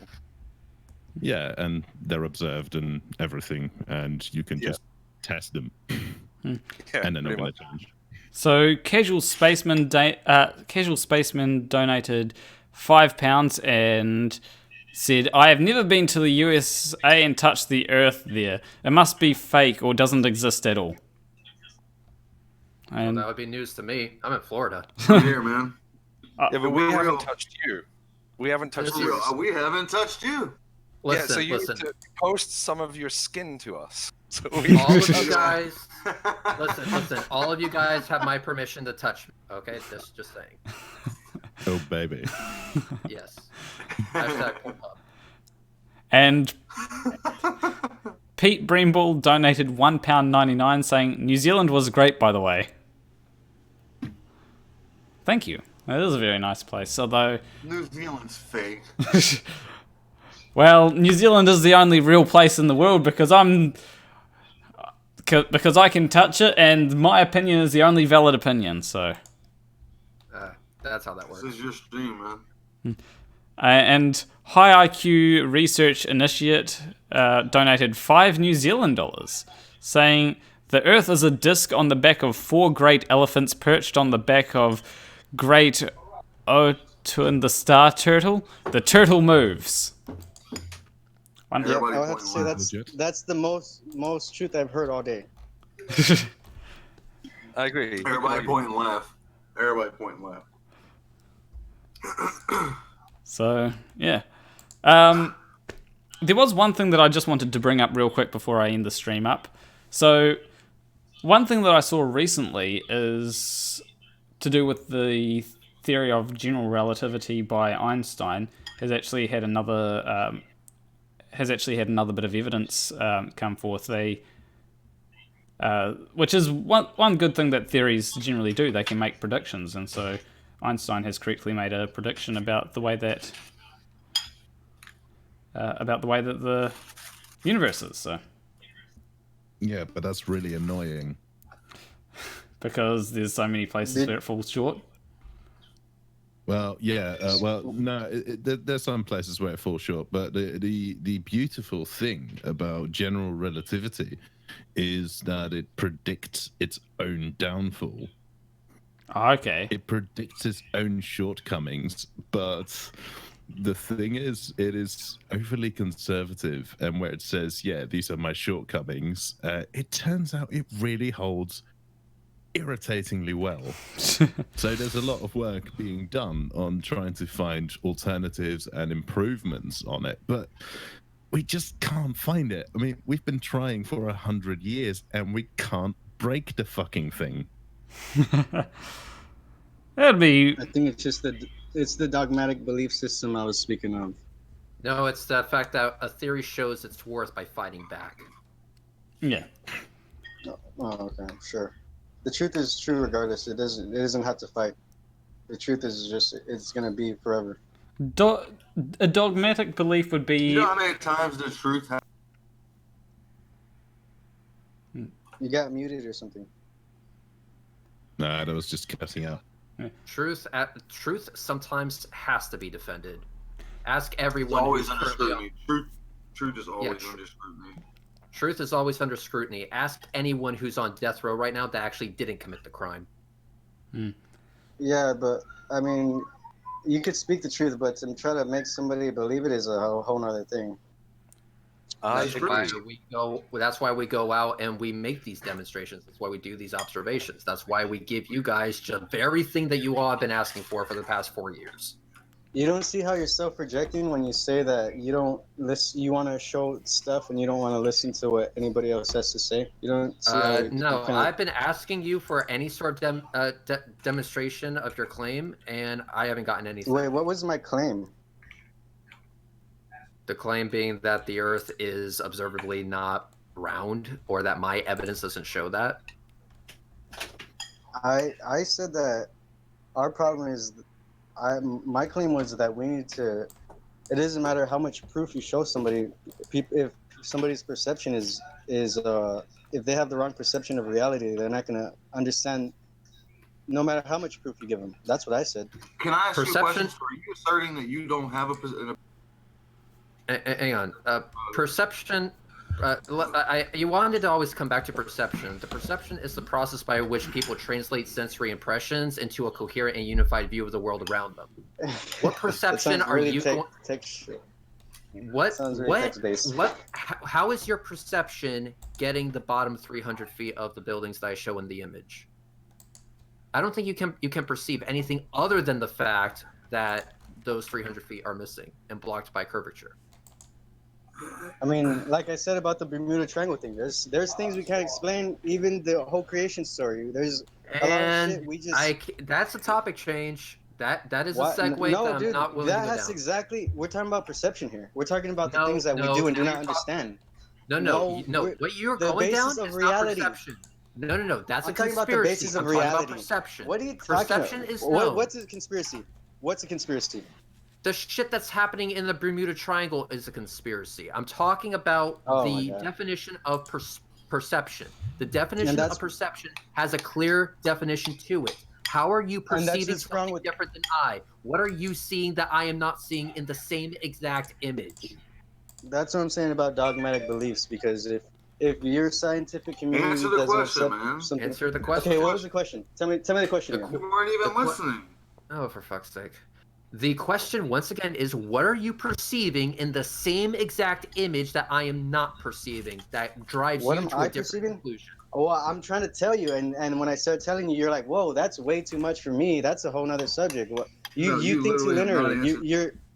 Yeah, I did. I was telling you what I was saying. That there's a lot of things we don't understand, and just from me seeing that, I'm not gonna jump to any conclusions and be like, oh, that picture automatically makes me believe this, or automatically makes me believe that. Then let's go ahead and ask the question again. Hopefully I'll get an answer. This is the last time I'm asking you. If I don't get it, then it gets sucks to be me. So what are you perceiving in the same exact image that drives you to a different conclusion than me? What do I see in the image? I see the exact same thing you see. Okay, and what conclusions, or how is your conclusion different from mine, given that we're looking at the same piece of evidence, that the bottom 300 feet of those towers are missing? My conclusion is, I still don't know. My conclusion is I don't know what's going on. That's it. And you're saying you know how things work. What's not convincing about our export? What's not convincing about that? Where about are we the falling picture that you short? showed me? Yeah, when we explained to you that there's a hump there due to the curvature of the Earth. What about that is not acceptable? I mean, I just told you. You were saying that. How many feet apart was that? You said like 300 feet. No, I didn't say that. How many feet? How many feet? How far were you away from the buildings that you said you saw? I was around 7 feet up, and those buildings were over 24 miles away. Okay, 24 miles. So you're telling me that you could see a curve 7 feet up from 24 miles away, but you need to go 1,000, I don't know, however many hundreds of miles up to see the Earth's curve. We have a curve, yes. We have a visual reference this guy just in the said distance. Listen. We have a visual reference in the distance. That reference is the buildings. All right. With the naked eye, you wouldn't be able to notice anything. But given the fact that we have a visual reference, and given the fact that we have very strong optics, the curve becomes apparent. So, given the fact that we have this image, with the aid of optics, the flat earth or camera of choice in this case, how are you getting a different conclusion than I'm getting? You keep on asking me the same question, and I'm telling you. But to answer your question, though, dude, yes, in order for you to look out a window with naked eye and be like, damn, it's curved, you would have to be many miles up, yes. But yet this guy took a picture of it, and he's with giving me that He as was evidence. many miles up. Oh, okay. All right. Well, yeah. See, that's what I'm saying. When I think about these things logically, when you're saying you have to be 100, however many miles up to see the curve, and then he's telling me I was only 20 miles up, and here's your evidence for a curve. No, they're contradicting. Those are two contradicting statements. That was horizontal distance. Who said they were 20 miles up? You're comparing naked eye observations with observations with the aid of optics. They're not the same thing. Can't do it. Well, I don't know what to say then. We can't observe it for ourselves because we need when we use technology, it's a completely different thing, right? That's what you just said. The Skyway Bridge is accessible to everybody. You can see it yourself. This is why I was betting my left nut and the right one as well, that you will never see the bottom of those buildings. Period. I mean, yeah, but I'm not arguing if. I mean, I'm quite literally putting my testicles on the line here. I have here. So if anyone wants... The problem. People are... Whenever things change, especially in the scientific community, people don't like change. Because there is like... Sorry. Okay, you are asserting here that, especially within the scientific community, we don't like change. I am sorry, I'm going to have to correct you there. The scientific community is built on change. It is within our blood to change things. It is technology my job is suppressed to test.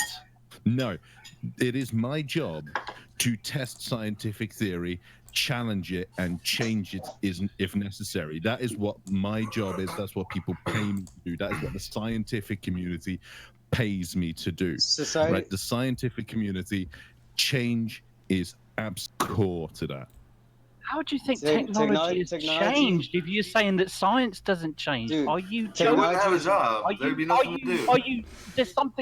Is there something in your brain that's just sort of blocking this? You just said something that is so ridiculous. I've never heard such a load of stuff. How has technology advanced if science doesn't change? Please explain that. How has technology advanced without change? Are you going to let me talk or not? Because you just keep on talking over me. You see, you're not letting me talk. Well, just shut up and I'll speak. Go. First of all, I didn't say science doesn't change. I said they don't like change. And what? Science is what's controlling. Technology is what's controlling the masses right now. So science is not a person. It doesn't care what you like or don't like. Science is not something you like or dislike. Science advances and changes. No, fuck you. No, okay. That would be a bit more cordial than that. Fucking idiot. Are you serious? Seriously, I have never heard such a stupid statement in my entire life. I want to hear somebody else speak right now. I want to hear someone else talk, please. Okay, so you are asserting that scientists and the scientific community do not like change. No, they oppress society, and they oppress society, and that's why. So are you saying that okay, sorry guys. Are you saying that I oppress society? Science, politics, and religion. I can agree that religion oppresses society, but no. I can agree on the religion bit. Of course, scientists are going to be like, yeah, religion is bad. Yeah, religion did it. Wait. Well, so, if you said it's science, religion... politics, and religion, it's all three. Science, politics, and religion is controlling and manipulating. Where do you think the technology that you're using right now comes from? Who colonialists? Sort of developed that? Colonialists. What? Well, okay, sorry. So it had nothing to do with science then. Yeah, of course. The very thing that you're using to torch right now has nothing to do with science. Is that what you're saying? Well, how did you jump to that conclusion? No, it's because you just said it yourself. You said it was colonialists that invented the technology. How do you think technology has developed if you're saying that science doesn't like change? How? You still haven't answered the question. What do you mean how? I don't understand what you mean how. Well, that's the point. You don't understand. By what process has technology changed from say 1970 to now 2019 without science? Please explain that. they have near perpetual motion machines, but they don't want to release certain technologies because it gives people the freedom to do whatever they want. Answer the question. Answer the question. I just answered it. I just answered it. You can't no, you didn't. You just went. my response. No. You haven't answered my response. I just answered you. No. I can comprehend your response because it's stupid. What I'm actually trying to say, I'm asking you to answer the question. You've just gone on another tangent. Explain. No, I didn't. I answered you. Answer the question. No, you gave an answer, but you did explain the answer. I told you there's technologies that are out, and they've oppressed the technologies. And I gave an example. One is near self-perpetuating motion machines. Wait. Hold on. Listen to the actual question I'm asking. Hold on, guys. Listen to the question I'm actually asking you, okay? The technology that you're using right this minute, okay, how do you think that has developed from something that was in the 1969 that didn't exist and it wasn't possible? How do you think that is perpetuated? How is that? What process has that gone through in order for you to use that device right now? Advancement. I don't know what other word to use. Advancement. There you go. Advancement. Change. What's advancement if it isn't change? Of course, yeah, everything changes, but it doesn't mean everyone is going to. He's saying that all the scientists their chins turned up and their arms crossed while they were forced to upgrade all the shit. They wanted to stay with the old shit. Honestly, that's the dumbest thing I've heard all week. Honestly. Yeah, it is so real quick, I want to actually just because bigger Agent Smith said something about a perpetual motion machine or something. Yeah. Completely. This. Like, have you any evidence for a perpetual motion machine? Near perpetual. You realize that would break physics. Near perpetual. Demonstrate it. No, that's absolutely fine. Demonstrate it. I'd like him to demonstrate it. I'd like him to demonstrate. Let him talk. Let him talk. Demonstrate this machine. Demonstrate it right now. Okay, an atom. That's a self-perpetuating machine right there. But that's not enough evidence for you, right? Fuel, man. Atoms burn fuel. They're forever spinning. What are you talking about? Nothing can be created or destroyed. What are you talking about? What you saying the atom is human made? Is that what you're saying? No, I said that's an example of a self-perpetuating motion. No, you said a machine. Okay. Oh my God. That is a machine. Okay. You said a machine. How is it a machine? There is a thing. There is a thing around here in certain lattices where we do see absolute constant energy and everything, and that works absolutely fine. But what are you trying to assert with this near perpetual motion machine? What do you think is possible with this? What do you mean? What do you think? It just to generate energy, but people want to, to generate energy, but then you have to take energy out of that system. We live in one giant. This whole universe is one giant system. See why that is problematic, this whole universe is one giant. Even if you had, you're ignoring what I'm saying. Even if you had, no, I am absolutely listening to what you're saying. But even if you had a perpetual motion machine, right? You said I'm taking energy out of the system. Okay, you shut the fuck up for a second. If you have a perpetual motion machine, right? Even if that were possible, right? If you were to try to take energy out of that, because assuming that you want to use the perpetual motion machine to generate power so you can power your whatever the fuck it is that you're using to talk over Discord at the moment, right? You are taking energy out of that system. Energy needs to come back into that system. So even if there were a perfect perpetual motion machine out of which you can take energy, by the way, that is not possible. But even if it were possible, you still need to have an energy input. That's the fucking first law of thermodynamics. Yeah, I understand. The point, what he's trying to say, you cannot get more energy than you put in out. Yeah, I understand that. I'm not a retard. I didn't mean to say that. So what's the point of bringing in? We're not going to get hung up on that. It's not possible. I don't get what your point is by here. It's not possible. Yeah, exactly. That's what they would want you to say. That's exactly what I'm saying. You just even opposing the it's like physics. No. Okay, all right. These are the laws of thermodynamics. It's a physical law, dude. one of the fundamental Natural. parts of what I do for a living is actually investigate these laws of thermodynamics, because we have some systems which appear to violate the laws Try of to break 'em. thermodynamics, and actually we try to break them. And you know what? It's really fucking irritating, but they always hold.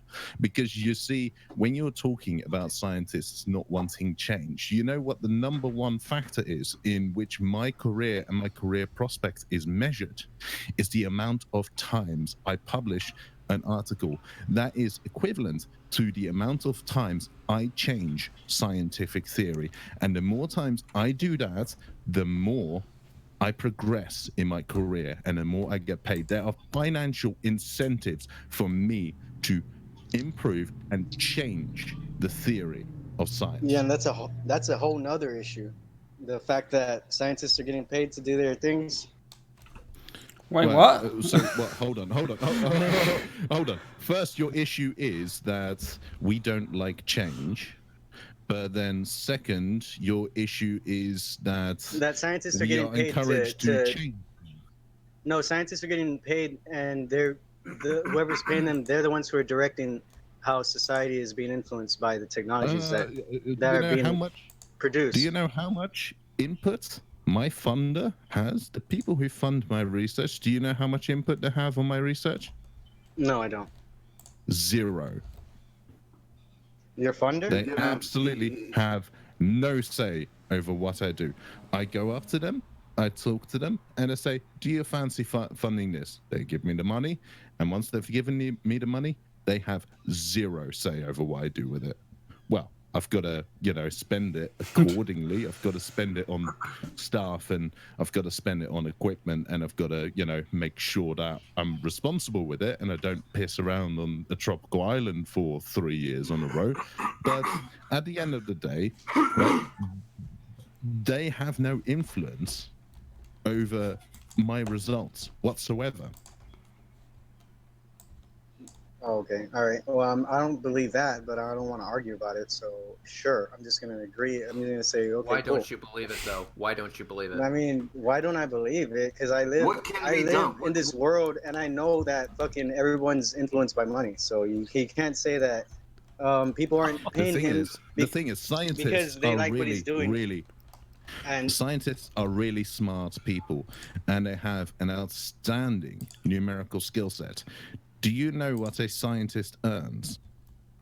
No. Do you know what the Large Hadron Collider is? I was talking about this last time. Of course he does. So what do you think about pseudoscience? Let's talk about that. Answer the question first. Answer the question. No. How much money do scientists make? They make a lot of money. Answer the question. No, they don't. Scientists make a lot of money. They're happy. You're speaking to us. Okay, so I am a professional scientist. This is what I do, 9 to 5 for a living, right? I had a job before this, which was very different. Do you know how much more money I made in the job I did before? I don't even think money is anything. It's a control system. Come so on, what is money? Answer the question, for Christ's sake. I don't know how much money you made. I don't know how much money you made. How much did you make? $100 a week? No, it's not. It's not actually relevant how much. I'm talking about it in relation to what I earn right now, because with my analytical and numerical skill set, I worked in business management, and I made 5 times the amount of money I do now as a scientist. As a scientist, you do not go into science for the money, because it doesn't get paid well. It really, really doesn't. You go into science for the passion for finding out more about life, about the universe, and finding more about the truth. You do not do it for the money, because if you were in it for the money, you would go into finance. Yeah, I agree. I know people who are studying science. They want to know the truth, but that's what I'm saying. A lot of people get indoctrinated. I mean, let's be honest here. I remember. I actually do remember that. I do remember that part in history where Galileo Galilei did it for the money, because my God, he was rolling in a Mercedes after he published his findings. Well, money is power. It must have been money really is power. expensive to get a Mercedes at this time. Let's just say it was like a house on wheels, except the wheels didn't move. All right. Yeah. Well, Anyway, I'm gonna. I've got one last super chat that I need to read out, and then I'm going to end up the stream. So the last super chat is actually a question for Agent Smith, and it's from Beer Can Girth, $10 and he asks, does Agent Smith understand the difference between seeing a visibly curved horizon line versus seeing the effects of drop due to curve via a reference object in the distance? Bet he doesn't. I would say no. So you don't understand? That's fair. He didn't understand the question, man. What? He didn't understand the question. So I don't know. I don't understand. Okay. Do you understand the difference? No, I don't. It's all what's it called? Lingo to me. It's too much lingo. Did you understand the question? So yes, you didn't understand the question. Is that? I didn't even understand the question. Oh, Something about lenses and refraction and curvature, earth curvature. So you, right? Agent Smith, can I ask you a polite question? Okay, go ahead. Okay. How far away is the sun? This is not going to be. I would say 30,000, 300,000 miles away, 300,000 miles. Oh, that's 300,000. Hold on, guys. And do you know what parallax is? Parallax. Dude, I'm telling you, I didn't get indoctrinated to fucking believe all this shit that I don't that. This is just a definition, man. Just a definition. Okay, let me ask you. Let me ask you a more simple question. Okay, if you have a triangle with equal sides 1, 1, and 1, what are the internal angles? I know this one. It would be 90 degrees. Right? This is why we know that you have no idea what you're talking. If you have a square of side length 1, 1, 1, and 1, what are the angles? Dude, all I've been saying this whole time was that the education system is indoctrinating people. And... hang on, guys. There's a point I want to get to here. Yeah, I just proving my point. Y'all saying... Hold on. He needs to be indoctrinated. That's the point here. Yeah, hang on. The point I'm trying to make here is I think of truth as kind of like a big jigsaw puzzle. You buy a jigsaw puzzle, okay, say it's 1,000 pieces, okay? You take all the 1,000 pieces and you carefully place each one to create a beautiful picture. And that can take time. It can take years, months, and all the rest of it. That's education, okay? But the trouble is, what you're doing is, and what a lot of flat earthers do, is they take these little pieces, a few individual pieces of jigsaw, and they throw it into the pile and present it as truth. But what you're not doing is you're not seeing the truth. I'm not doing this to make fun of you. I'm trying to do this to actually prove a point. What I'm trying to say is educate yourself, see the whole picture, the bigger picture, not just little bits of information that YouTubers are giving you to saying that this is a lie, this is a lie, this is a lie, the earth is a globe, and that's a lie. Educate yourself. That's what I'm trying to say to you. You see, what I've just told you is just basic maths that even my 12-year-old to go. And I said, I'm not trying to ridicule you in this, but you're not understanding. There's so much you don't understand. It's not your fault. It's because you've not been educated enough or in the right way to understand these things. Yeah. And yeah, for me, I want to respond to that before you go. Okay. Can I? Yep.